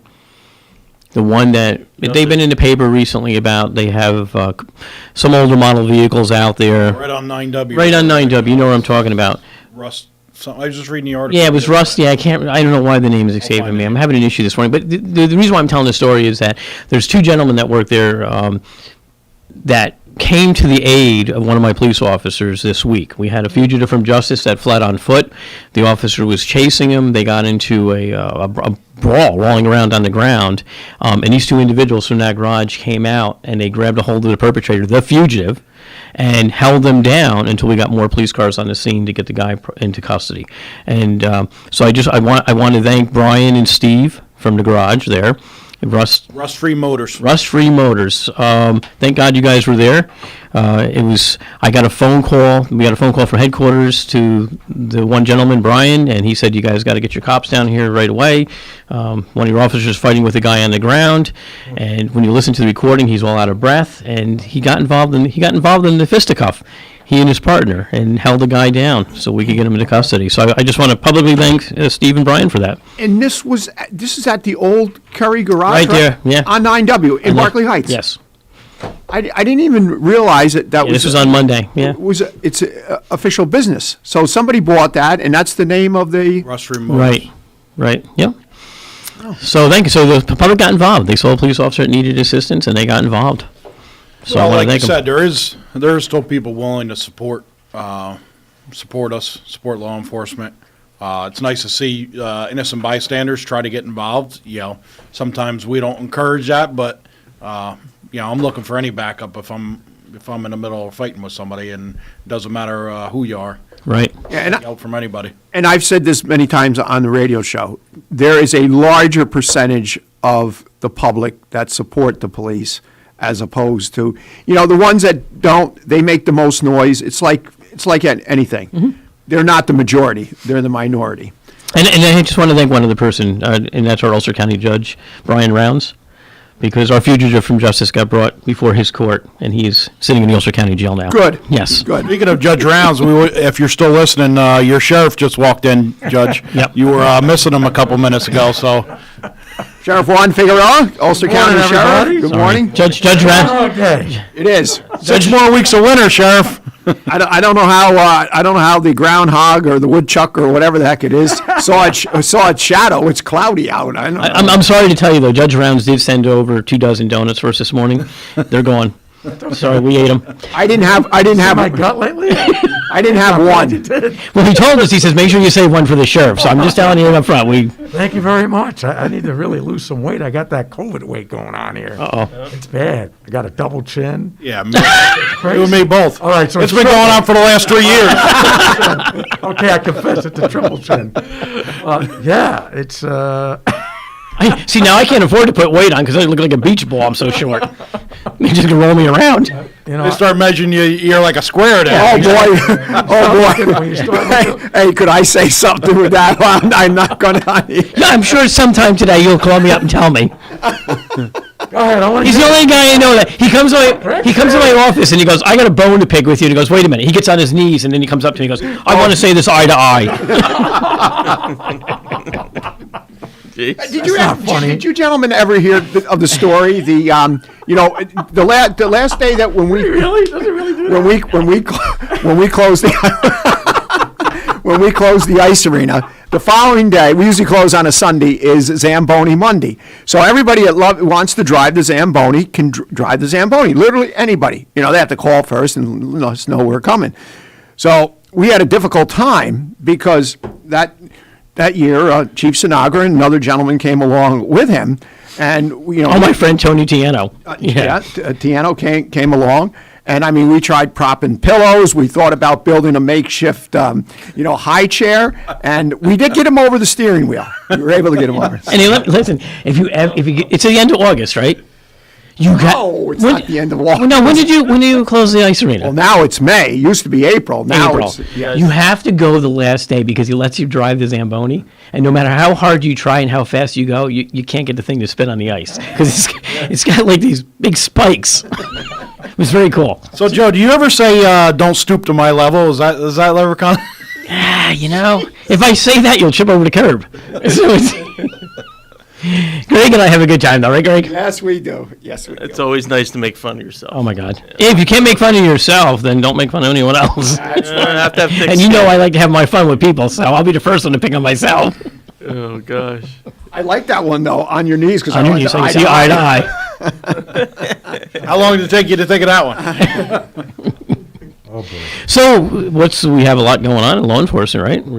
It's a never-ending story, right? No, yeah. We're always on the phone together. Yeah. I was on for like 15 minutes. I couldn't stay the whole time last week on Tuesday. Yeah, the Zoom, the Kingston meeting. Yep. So because I had other things going on, it's a lot of Zooms. Yeah, Zoom. I'm getting tired of Zooms. I as much as I'm tired, because I like to be around people. This is fun, but I can get a lot more meetings in from my office than if I'm driving all over Ulster County, That's it. So, but you don't get to see things, I miss what's going on. But you still get like the minutia out of the way, and you get right direct to the point. And I find the meetings are much shorter when we're on Zoom than when we're actually in person. I agree with you. It is easier, and remember to our community meetings, which we're still having, but virtual right now. After the meeting, you'd have people who would feel uncomfortable talking to you in a group setting would come and speak with you. So you miss that piece. Like they don't feel comfortable talking in a group. So and again, it doesn't omit them from picking up the phone. But when we would meet, it's more opportunity for them to meet and talk. It is convenient for sure. Yeah. I mean, I was on a radio show Monday morning, and the lady that was doing all the tech stuff was from La Paz, Bolivia, and I'm like, "Where are you?" She's It was a Spanish show. And I was like, from La Paz, Bolivia. I was amazed. And it was an interesting show about what they usually do is meet at a cafe, and it's like a town talk at the cafe. So, and the topic was school violence and the uptick of school violence and about SROs and I think we've spoiled this generation, but it's our fault too, because we all have fought for everything that we've gotten, and this generation, we've kind of given them a lot, but in a way that's our fault because we're not showing them what it is to earn a right to get what they have. They have to earn what they have, and I think that's the fault of us as the older generation. This is a really smart generation. Mm-hmm. They are so smart. They know everything about phones and technology, yet we talk about the Zooms and how we communicate that way. They've been communicating that way for a while. That's the norm for them, yeah, right? That's Yeah. normal. That's how they communicate, the social platforms. They don't communicate like we're doing right now, sitting and looking at each other and talking. Great point. After the meeting, when someone wants to have a one-on-one, they just don't communicate that way. But I think we do a disservice to the generation by not taking responsibility ourselves for what we have made them, and they feel like they're completely entitled to everything. But it's our fault too. And but they're super smart. They're the future. Mm-hmm. And how many times have we had? I'm sure. I know we have interviews, and the first thing somebody that's getting interviewed for a job is, I don't want to work weekends and holidays. That's not how this works, right? Yeah, it just shows you what the mentality is, and I'm like, wow. And how about our own guys? They don't want to work overtime. People just don't want to work overtime. It's all about leisure. It's about that leisure time. You're right. That's that generation. And again, that's our fault. Because when I take a look at my parents, how they instilled the work ethic on my brother and my sister and myself, and and I know with my own kids, my 4 kids, I wasn't that strict about it. So, and now I reap the fruits of not doing that. No offense, but my kids are still home. Thanks, kids. But that's okay. You don't have to get out. He loves you. I love you. I love you. No, but they don't put the emphasis on work. I remember, like, my brother and I couldn't wait till we got our working papers. And at age 16, we were both working at a gas station, and like my kids now, they don't have no desire to go to work. I take that back. My one daughter, Abby, she's got a good work ethic. That girl's been working since the day she could go to work. The other 3, I love you very much. It's a different time, right, for kids, right? Yeah. They grew up in technology where it was easy to sit in a room and look at a screen, and it's just continued. Now they sit in the room and they can not just look at a single screen, this single platform. They're talking to people across the country, just like we have. Well, I just look at my kids is just, gone are their days. Is if you wanted to go see your friends, you had to meet at the equal corner in the neighborhood to go see them. Everybody's going to meet here. Now they get on, there's like 5 or 6 of them on the same communication platform. Teams, through the school district is utilized, and they all utilize that. There's like 5 or 6 on the screen, and they're talking to each other about it. Yeah, my social media was down the street at my friend's house, and we all met there, and then we went Well, that's fishing. what I'm saying. Everybody knew. I mean, if you wanted to hang out with your friends, you got to go to them, or they came to you. So I do have Rob Appleton on the line, and since we've been waiting for him, Rob, we're going to skip the 8:30 break. I'm going to let you guys, since there's only. What's the matter? You don't have a radio show in this unit? Did he work here before? You there, Rob? Yeah, I can kind of hear everybody, a little scratchy, but it's okay. Well, they're all Good morning, talking Kingston. over How's each other. everybody doing? Good. Hey, Rob. how are you? Rob, I saw your video last night. They reposted. Yeah, I saw that, and you're leading it off, so did a great job. Mario, what I'm glad is, speaking of that video, what I'm glad is, at least you and I can be here together, like it's me and you, like this, Mario. Yeah, not the stars of. Crazy thing was that was in the county when that was shot. Yeah, So well, I was there too. It's amazing. there's a guy in there. I saw Stan O'Dell in there. So I was just trying to figure out where I stood on the pecking order. Well, you and I don't stand very high. Obviously, somebody forgot. Somebody forgot. Apparently it was last. I think somebody's jealous. No, it's been getting a lot of great attention, and thank you all for shooting it. Just because people have recognized what the local police agencies do, and it's because of you. Although, of course, we all know that Rob Appleton is no longer here.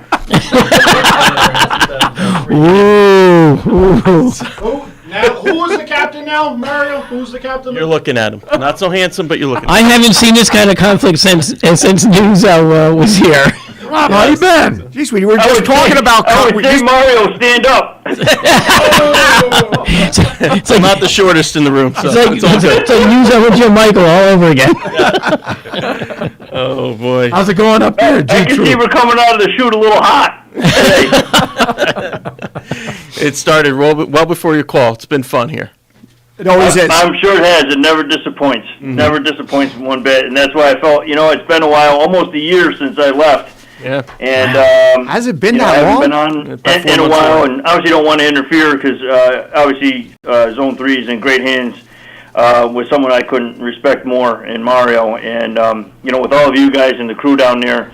And I also just kind of wanted to remind everybody, while I'm thinking about Wilbur Moore and the funeral that's going on today, and the shooting of the song and all this stuff.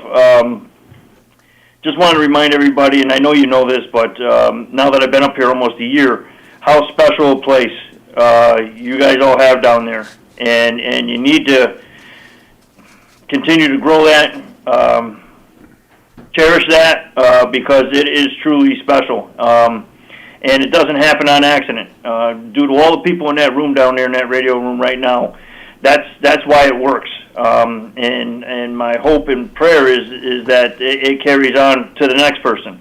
I'm hoping that we're mentoring our next people, so when they do come in, they pick up right where everybody left off. And like I said, it's just an incredibly special place, and as you can tell, I miss it terribly. Well, I'll tell you what I miss, and I don't agree with you that you left it in the best shape that you had it. Here it comes. Wow. I mean, and Rob, the reason why I mention that, every other Friday, Rob would come up to Sorghum and take me out to lunch, and he paid. and Mario has not taken me out to lunch once. I do know now he likes carrot cakes, so there'll be carrot cakes. Isn't Mario on Fridays now? Isn't that I am. I took over Rob Appleton's schedule for Fridays and Saturdays off. As he'll tell you, it's never off. Nobody in this room is ever off. You know what? It's funny because I always call Mario on his day off. You always go to hey, what are you doing? Oh, good. But in all seriousness, Captain Appleton, you did a great job because it was a step was not missed. And Mario's been tremendous. And we certainly do miss you, but it's great to hear what you just said because we hear it all the time from people either who come from other parts of the state here into Ulster County or people that were stationed here in Ulster County and then move on to another part of the state. How many times have we heard this on this show? Well, it's well earned. It's a well earned reputation. You've had class acts from the chiefs to the sheriff, all the way around. And like brothers and sisters, we can squabble a little bit from time to time, but it's over small stuff. It's never big stuff. And at the end of the day, when the chips are down, people show up, they do the right thing, and it really is one fight, one team down there. And I just don't understand sometimes why that hasn't caught on to other places. There's some history and some, I'm trying to think of the word, but there's some history and there's some other things, ego-driven, what have you, sometimes flat-out ignorance that doesn't allow us to work together as we should. And I think that's part of the reason why the public's upset with us is because we have a tendency to have this protectionism a little bit, and we should be a little bit more responsive and in tune with what's going on around us, and understand that nobody can do this alone. We need every single person involved in this, including our communities. They have to be involved, and if we don't accept our communities and what they have to offer and what they have to say, we're missing the boat.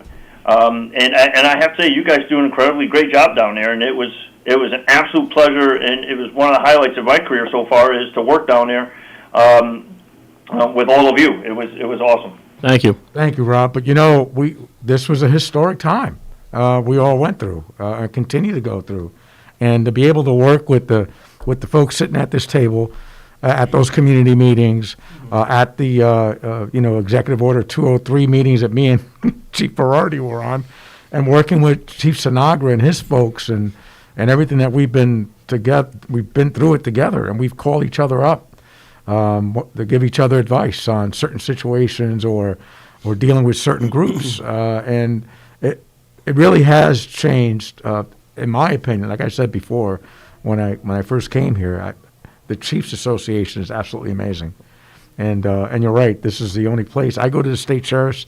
conferences, and I'm going to the national sheriffs conferences. Nobody has what we have here. I'm telling you, it's a special place. And you're right. We put our chips on the table when there are issues, and we deal with it, and then we move on. We don't let things linger, and I think that's the most important thing, is that we don't let things linger. We communicate. Yep. That's like any relationship. The other thing that Rob alluded to, that's very, very important, is ego. And when that's present, nobody wins. You notice he looked at me and laughed. He looked at me and started to laugh. I didn't catch that last part because it got blurred out. What happened?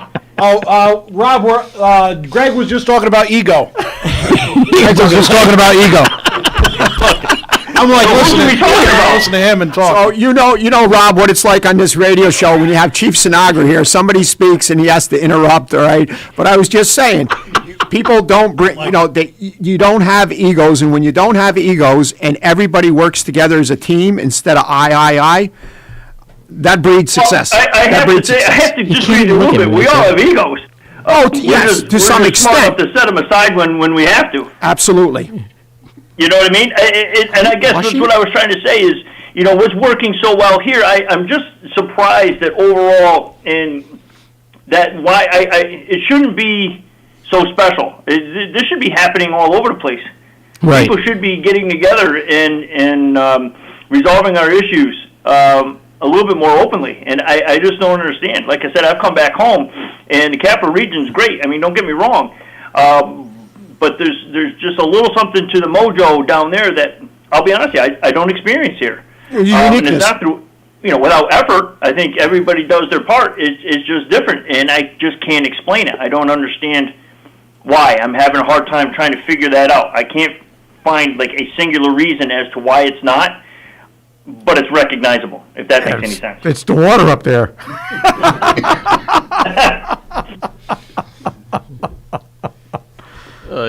We got the best water in the region right here in Shadow here. I mean, we are awfully close to the guns on the battleship, and so when they go off, sometimes you get blown overboard. That is for sure. Yeah.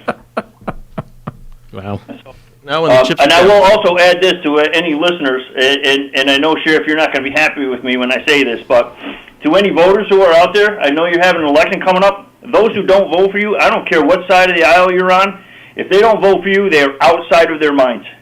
You have been the consummate professional since I was down there.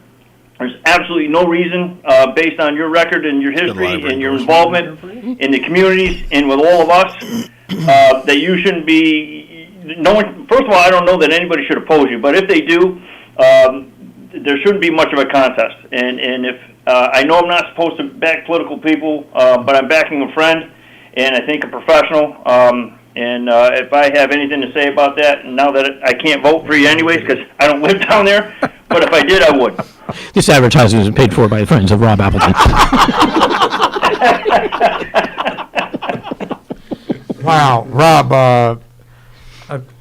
Rob, I think he's shedding a tear over there.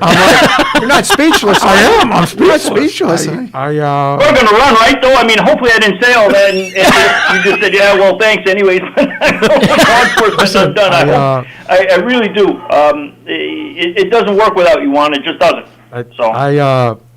Hey, Rob, I want to thank you, and I want to thank all the folks here in our profession. It's been a trying time for all of us, and I know I couldn't have been as successful without the people that are sitting at this table and the people that are working every single day for all of us that are out there. And that's really why we do all this, is for the rank and file that's out there. They make us look good. They do the right thing, and we've all been through a tough time, and I can't thank you enough for those kind words. But I know I'm just the caretaker of the chair, and I work for the people. It's a unique position. But I also know that the professionals are the people that are sitting around this table here that I've learned from, in particular from the members of the state police and the Chiefs Association and the leadership at the sheriff's office. So thank you very much. It's like I said, it's well earned. Thank you. It's very much well earned. Very emotional show here, guys. I mean, you're right. I was about to drop a tear here, man. There are yard signs. You might want to send one up to Rob Appleton for his front yard. Yeah. I'm not retiring yet, and I'm not looking for a job. Well, he does hire retired state police members. I have a limit, though. The people at the office you can only do 6, Sheriff. No more than that. But thanks, Rob. And we it's a new year, and it's Black History Month too. It started yesterday. Yep. I was outside in front of the county building with the county executive and a lot of community leaders. It's an email that came out kind of last minute. So I had the time, so I shot out there, but it was cold. I mean, it was cold. You got to get you a parka or something there, Sheriff. You're going to spend the time outside. Yeah, it was out. We were out there for about 45 minutes. This looks like L.L. Bean. Good quality over here. Well, here's the thing: is if he surrounds himself with a couple of people, the wind won't get to him. I guess I walked into that. Yes, you did. Well, it was what does the saying go? You don't criticize without complimenting to, or something like that. So he complimented you, didn't criticize you. But there's a lot of truth in his statement, because we did a press conference not long ago up in Albany outside, and that's exactly what I did. I found the tallest people, and I put myself, which wasn't hard to find tall people. I said, and I just put myself right in the center of that group, and that wind was blowing, and everybody was freezing and shivering, and I was like, man, it's hot in here. Is that why you're always at the podium, because blocks the wind from you? I was standing right behind the podium. It's right, exactly. Hey, you got to do what you got to do to survive. There's a picture floating around of a podium that you're speaking behind that they constantly get me to. So I move away from the podium because I know they're going to go after me because we're short. You know what I mean? No. See, now these podiums really, they make the podiums tall. No. They got little boxes you can stand on. I know. But we have a stenographer podium at Sorghum because when the Bruderhof built it, they built it to your height? No, they built They built a regular sized podium, but then there's like a set of steps that pull out. It's very cool. So I can stand on there. Oh yeah, it's really cool. That's exactly what I'm talking about, and I'm not going to stand on it. I don't care. No. So I go around it to the front. I'm sorry. I've already got ideas in my mind. I'm thinking, I got to get to the wood shop here and make some things. This is equity in policing. Our police department resembles our community. There's a lot of short people in our community, so I resemble that part of our community. I'm thinking like my two boys right now. There's a TikTok we could make for you too. I'm sure. They could have it done in about 5 minutes. So if you see me on the side of a podium, you do that intentionally. You know why? You don't want them behind it. I'll be on the side of it. Well, that's a good. It's a visual thing, right? Perception is a lot. So the perception is if you're standing behind the podium. He's got hair. I don't have hair. So so it gives me a little bit extra height. And I'm like, no, I can't have that. So I'll move to the right of it. He's got a full head of hair. Look at this guy. It's never moved either. Look at that. I was just going to say, I just take it off at night, put it on my nightstand, put it back on in the morning. Right about there might be just one strand a little out of whack. Never. Rob, help me out here. You get on his knees. There you go. Lord. Is Kyle there with you guys? What's that? Ferrari there? Yeah. Geez, usually I'm used to hearing a lot more often. I'm wondering he's getting drowned out by you guys. I'm letting you speak today, Rob. I know you like to start them now. Yeah, you showed up in Ulster County. You stayed a couple years. You stole the spotlight, and now you ran away.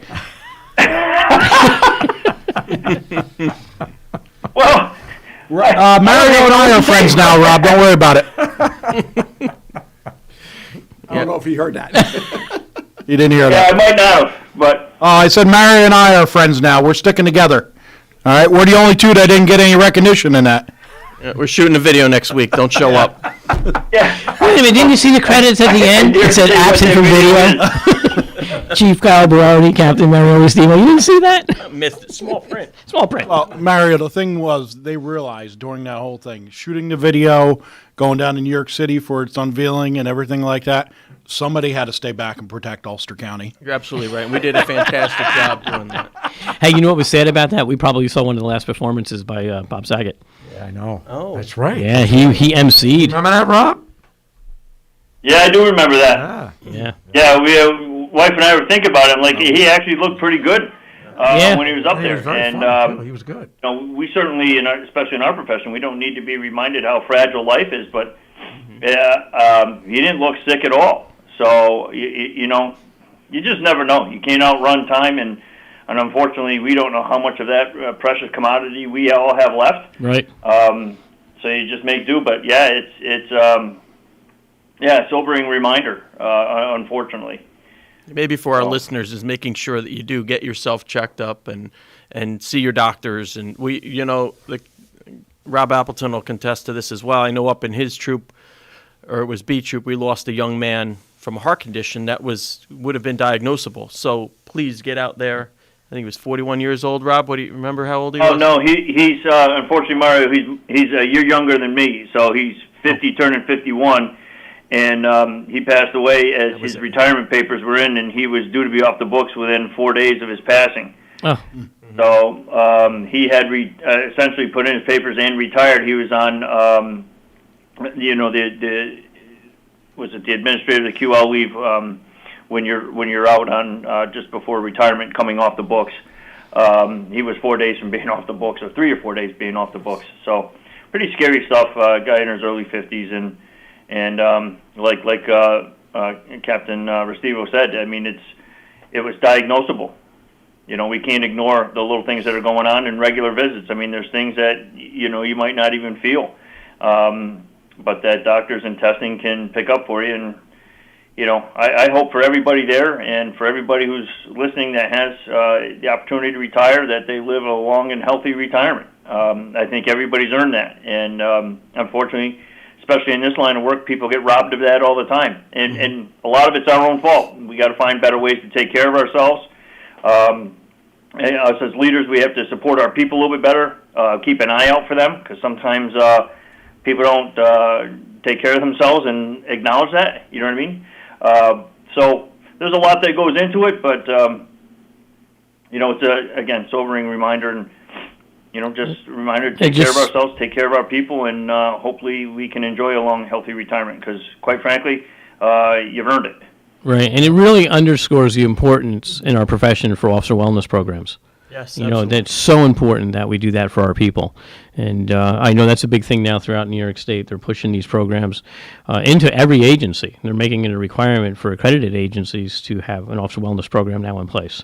So I think that's great. Yep. And we've been working on that for a couple of years now at the sheriff's office. And you're right, officer wellness, look at your budget. If you don't have any money budgeted for officer wellness, we're not doing our jobs as leaders. And that was brought up to my attention about a year and a half ago. And I was like, well, you know what? You're right. We need to invest in our people. Productivity for us is huge.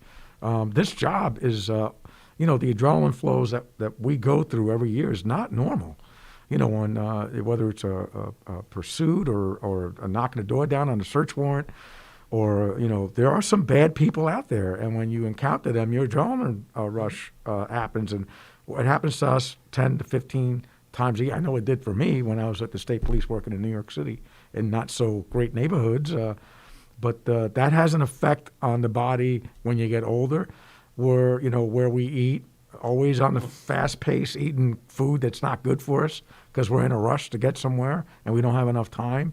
That also has an effect where people, you know, they can bring their lunch and eat at their office and, you know, a salad or bring that in, but that's not something that we normally do because we're always on the run. And at the end, it catches up to all of us, and that's why we end up with, you know, short retirements. People, it's happened in our office with First Sergeant Chris Howe. Yep. You know, it's a terrible situation.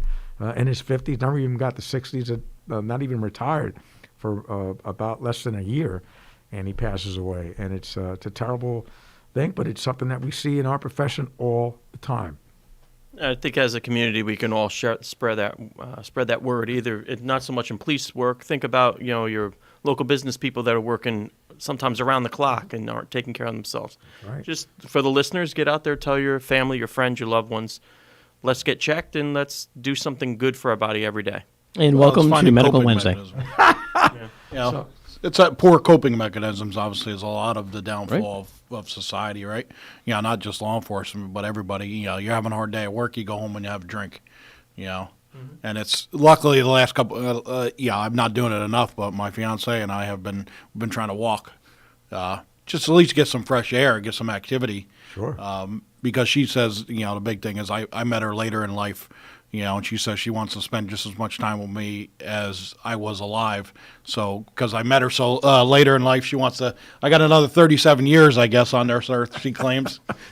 Somebody's getting something nice in 2 weeks. Well, it is Valentine's Day. That's it. That's all you get. A little segue into there. That's great. No, take care of yourself. The other thing, part of it is when you invest in your people, it shows, first of all, like if you're going to sign up for an organization, you want to know that they care about you. And then the productivity and the retention of our people lasts a little bit longer. And you have a little bit more positive work environment, and the morale is great. I mean, so it is a win-win all the way around. People get to live longer, happier, healthier. I mean, it's so intuitive. But why we don't do it is because we get so bogged down in the mission sometimes that we're failing to see that in order to support that mission, it's the people that drive that. And I'm guilty of it too. There are times where I don't take care of myself, or hey, I didn't go to the gym this week, and we went out to Chipotle or something, twice this week, which we shouldn't do. So I'm talking out both sides of my mouth sometimes, and yeah, it's difficult, but it can be done. We just got to find a way. Maybe some people can listen to what Rob Appleton says and think, gosh, that guy's a good leader. And I'll tell you what, I do miss him. I really do. When we would have leadership class at the station, just bringing people in, and even just watching him walk down the hallway and talk to people about their health, he taught me a ton. I just want to thank you. You did a great service to me and to our people. He's 100% right. If you don't take care of your people, when they leave or they die, that knowledge and that care and concern, it leaves with them. So you can't make that overnight in new people. So take care of yourselves. Thank you, Rob. I appreciate you. If you don't have your health, everything else is academic. Absolutely. Plain and simple, cut and dry. And just you're mentioning how you're walking more and just remaining active. I'm a very, very firm believer. People say to me, when you're going to retire? It's, well, when I retire, I'm not just going to stop and do absolutely nothing, because as active as I have been, I wouldn't know how to do that. And far too many times, I know people who retire end up not being active. They do nothing, and next thing you're reading about them in the obituary, or you're going to see them in Wilsey to visit them. I don't know. My brother said it once, and it resonated in my brain all the time. A body in motion stays in motion. Yes. So keep moving. Do something good for yourself, and it'll pay you back tenfold. On a positive note. So we switched gears from Law Enforcement Wednesday to Medical Wednesday. Now we're going. Everyone's going to get a test tomorrow. Let's go. From Law Enforcement Wednesday to Medical Wednesday. I got some good news. I'm heading down to Washington, D.C. on Friday to the National Sheriff's Association conference down there, and Oracle was selected to speak to the National Sheriffs. So they're going to go on Sunday and talk to the sheriffs. There's 3,003 sheriffs throughout the country. And so I'm pretty excited about that, and that's a big thing for all of us. And there's also, we were picked as a rural innovative program site. I don't know the name of the national company now because it escapes me. But what that does is opens the door up for more funding for the county, for us, for all of us. And then they're going to send us out the different members of the team, and I'm going to ask the chiefs that have trained folks at Oracle to also they'll pay for any travel and stays of where we're going to talk at throughout the East Coast. So because we can't bear it on our own, and so I'll talk to the chiefs that have members of Oracle on there that can participate with their own experiences, because this is And I think we're seeing the end of this pandemic. I'm hoping. I know we said that last time. Till the next variant comes out. Boy, I hope you're right. So, I hope you're right, Sheriff. Mark this date on the calendar, please. It's Groundhog Day. Yeah, speaking There we of, does that mean we're going to like 4 weeks of COVID? So if I talk about the same thing next February 2nd, then we know. But yeah, that's some good let's news. hope not. Yeah, that's good news, and we, you know me, I'm a positive thinking individual. Well, at least the numbers are trending down, which is nice. They are. I mean, at one point I had 30 COs out, 12 deputies, and about 19 folks at the jail. We're way down from that.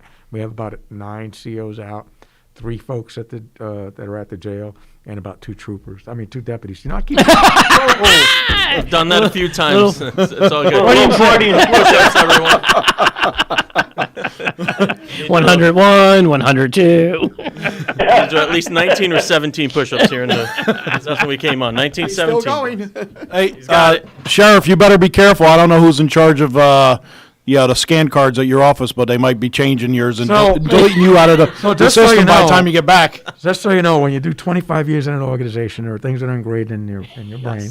And every time I do that, I have to drop down and do 10 push-ups, which I just did. Yes, he did. For the rank and file, and I did that, I think, at the community meeting too. Yes, you did. So I know because I got calls on it. So I didn't point it out. I let it go. It wasn't intentional. It's just something that's kind of ingrained in your. Once a it's trooper, like I say always a Marine all the time. I don't say soldier. I say Marine. Hey, I was going to ask you real quick. I don't know if you heard the show earlier, but I was talking about the Marine Museum just outside of Quantico. It's amazing. You've been there. I have. Awesome. Yeah, I've been there 5 times, and it's just amazing. Yeah, it's amazing. How far is that from D.C.? It's not that far from D.C. No, it's not. It's only 5 minutes or so. I would say even less than that. Yeah. I think I'm gonna take a ride out there if I have time. Yeah, the museum is phenomenal. Yeah, we were talking about it this morning I on the haven't radio. been in a long time. So I went to the basic school when I was a warrant officer down there, and we went to it a few times. It's a great place. Yeah, I spent There's 10 a great weeks. restaurant outside there too. Quantico was a scary place for me. That's where I went to OCS, and I was in the PLC program down there. So I don't have quite as fond memories of Quantico. I stayed 10 weeks there, and it was awesome. My wife is listening right now. She's getting mad at me. There than getting screamed at by a platoon sergeant who's wants to take a bite out of you before you put the bars on. You know what I mean? I know. I was a master sergeant when I pinned down warrant officer, so it was a pay cut, and I had to salute second lieutenants. I really had a hard time about that, and I kept getting yelled at, and I kept, So eventually I had to start saluting. It was just something that the senior enlisted guys in the Marine Corps, we salute. We're professional, but we train those second lieutenants so they can be our future leaders. And so I had a little rough time at first, but I caught on real quick. I'll be honest with you, that was the number one place that really emphasized taking care of your people, because those seniors leaders, the uncomfortable feeling in the seat of my pants was their boot in my rear end. When the decisions you made weren't in the best interest of your unit. So that there was a very, very strong emphasis on leading from the front and for taking care of your people. And that was the best place. It's probably the best small unit leadership lab in the world. And I was very thankful for having gone through that experience down there. It's like I said, not fond memories. Sometimes I still wake up at night screaming, but it's an incredible experience. All right, now Rob, stay on the line because we do have another caller, and that caller may be wanting to ask you something. So, good morning, caller. You're on the air with Kingston Community Radio. Yeah, good morning, gentlemen. Let's see if I can phrase this question properly. Who has the ultimate jurisdiction in New York State, and what role do forest rangers have? So who has ultimately the? I think he means park rangers, maybe the guys with the green trucks. Yeah. So every police officer that's in this room is a sworn police officer in the state of New York, which means that we can act on any misdemeanor or felony throughout the state of New York. As far as vehicle and traffic jurisdiction, that lies solely with the New York State Police. They have jurisdiction to issue a traffic summons any place in the state of New York, where the rest of us in the room can only do it in our geographical area of employment. So for the sheriff's office, it would be the entire county. For myself, it's Sorghum, and for Chief Berardi, it would be the town of Ulster. Forest rangers, they have jurisdiction statewide when it comes to state forestry lands, and any curtilage that's around those forest lands, and I don't remember off the top of my head if it's under environmental conservation law or if it's under Parks and Recs. Parks and Recs law, as far as what their jurisdiction is and how far it extends. But they're classified, I believe, a peace officer. Peace officer, right. Well, that's actually an interesting question because a lot of people ask that. And it really comes down to the government. You have town government. They have a town police department that they decide that they want. You have county government that wants the county sheriff's office, an institution that's been around here in Ulster County since 1661. And then you have the state police, which is state government. And so that's why you see different entities in different areas of responsibility and jurisdiction. But outside of that, we handle law enforcement. The park police, the NCON officers, they all have different roles that we, obviously, as law enforcement, couldn't cover them all. So that's why you have those different entities with peace officer and not police officer status. And we do have shared assets. We all share. We all help each other. Okay. Does that answer your question, or? Okay, thank you. Well, thank you, and thanks for your call. Have a great day. Yeah, bye. See, some states, it's interesting. Thank you, Kyle. That was exactly. Some states, like the state of Florida, when you're sworn, you're only sworn to that jurisdiction where you're employed. You know, unlike New York, so it varies from state to state as to what your range of jurisdiction is. I think that's where the CPL has helped us, Right. define our roles as law I enforcement. mean, you can leave the state if you have a case within your state or within your boundaries of your county or your Right. town, but you don't have any police powers when you leave. You're just a citizen that's observing, and that's something that's fine when it comes to. Well, as long, and with the authority of the district attorney's office, obviously, when you travel out of state, they're giving you authority to handle any matters relative to that case you're working on. And you're usually working with a state agency or a federal agency anyway. Now, the Attorney General's office, this is a question that I was looking for an answer for. Their investigators, are they peace officers, police officers, or neither? They're police officers that have special powers within their jurisdiction. For example, if they're working a particular case, they have police authority within that case. Okay. And they had the prosecution goes within the county for which they're working. But they would have to get permission from the district attorney's office to do that.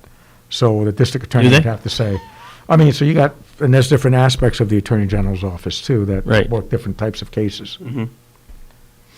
Yep. I know. See that? I learn every day. This is awesome. Look at this. I work with. That was a good question. Well, because I didn't know, because it's because and the reason why I bring it not up. yours, the callers. Yeah. Well, the thanks. caller, the caller sees different vehicles of enforcement, right? I A was just- green no, I was gonna truck say, or very a good white, question. Yeah. Right, a white vehicle and not really understanding it, and we live it every day. So, good call, and thank you for calling. Yeah, and it begs to answer the question, too, of duplication of services. Absolutely, absolutely. Well, and it's hard to say, and I understand that from the naked eye. You look at a sheriff car, state car, and a town car in the same area. It looks like why do you need all of them? That's just a moment. Mm-hmm. That could be that snapshot. Yeah, that's the difference between when I was a young trooper and we were young police officers, and when we had 7-digit numbers, it wasn't a 911 system. When now 911 is the nearest car concept. Everybody goes to help each other. So when you see the state police, the sheriff's office, and a town agency at an important, something that happened that's pretty serious, then you think like, wow, look at all these cops. But in reality, it's the closest cars concept. That's why you'll see multiple agencies, because the other agencies go and help each other out. And I think that when you look at the numbers of police officers that are assaulted every year, the increase in the last 3 years of officers being assaulted, officers being killed, again, it begs to answer the question, why we come in numbers, especially in domestic violence. Yep. Officer Rivera and Mora lost their lives just simply answering a simple demand. One of the most dangerous calls are domestic violence calls.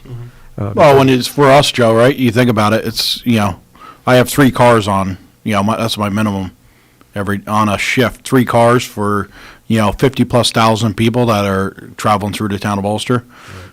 When there's nothing going on, that's a lot of sitting around, right, theoretically, right? But when there's something going on, 3 cars. Because we're in the what if business, and that's what we do. And we forgot about the federal government and their entities, like the FBI, the DEA, and the CIA. ATF, yep. So DETF, the ATF. ATF, yeah. Yep. Now, and hey, listen, talking as a citizen, if I'm calling for help and I call 911, I want you all to come. It's as simple as that. Yep. Because the more people there, the quicker that job is going to get done, and that person or persons. We're on our way to Rosendale. Come on down. Scott Shavrick's not around here. The chief is doing a fantastic job down there, but will definitely love to see your face. There you go. I think we may miss him at this meeting today. Yes, he traveled outside for his other business he's got going on, he said. So he won't be around I won't today. be there Maybe he's today, shooting but a video. Dr. Sheriff will be there. What's that? Is he shooting a video, or we're not invited to it? I think he would invite us to this one, though. Yeah, I think he respects us. Oh, you guys get in on the next video. We're gonna have to give in. Let him in on the next video. You know, maybe it was a thing. It wasn't like they thought it was a height requirement for the video, because obviously they mixed it up. So it was the first Responder Children's Foundation that actually did the video, and I'm bringing them with me to D.C. so they You can guys talk to never the give him a National break Service with too. his height, man. Jeez. Awesome. That's what you gotta do. I said they never give you a break with your height. Listen, I love it. If they weren't picking on me, they'd be picking on someone else, and I just love it. Thank you. Right. Well, here's the thing, Joe. To be honest with you, if that's all we got, you're doing pretty well. No, Rob, that's all we got on open air. I am well aware of that. I mean, there's conversations we have behind the scenes. Right. And speaking of open air, we've come to the end of open air. Oh, no. Rob Appleton, thank you very much. It was great hearing from you. Best of luck, continuing luck and success up there in Niskayuna, correct? Yeah, well, I'm up in Latham, and but yeah, right near Niskayuna, and I just wanted to close with this, gentlemen. I appreciate your continued friendship.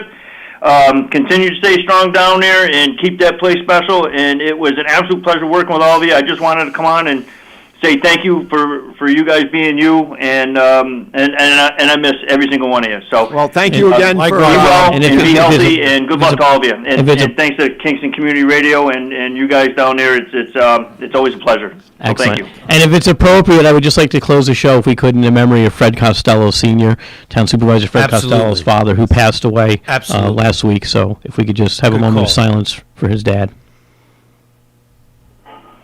Thank you, and God bless you all. Chief Kyle Berardi, thank you. Town of Ulster, got to throw that in there. Absolutely. State Police Captain Mario Restivo, thank you. Sheriff Juan Figueroa, thank you. Sorghum Police Chief Joseph Sinagra, thank you. Thank you, Lawrence. And most importantly, thank you, listeners and viewers. We'll be right back here next Wednesday, same place, same time.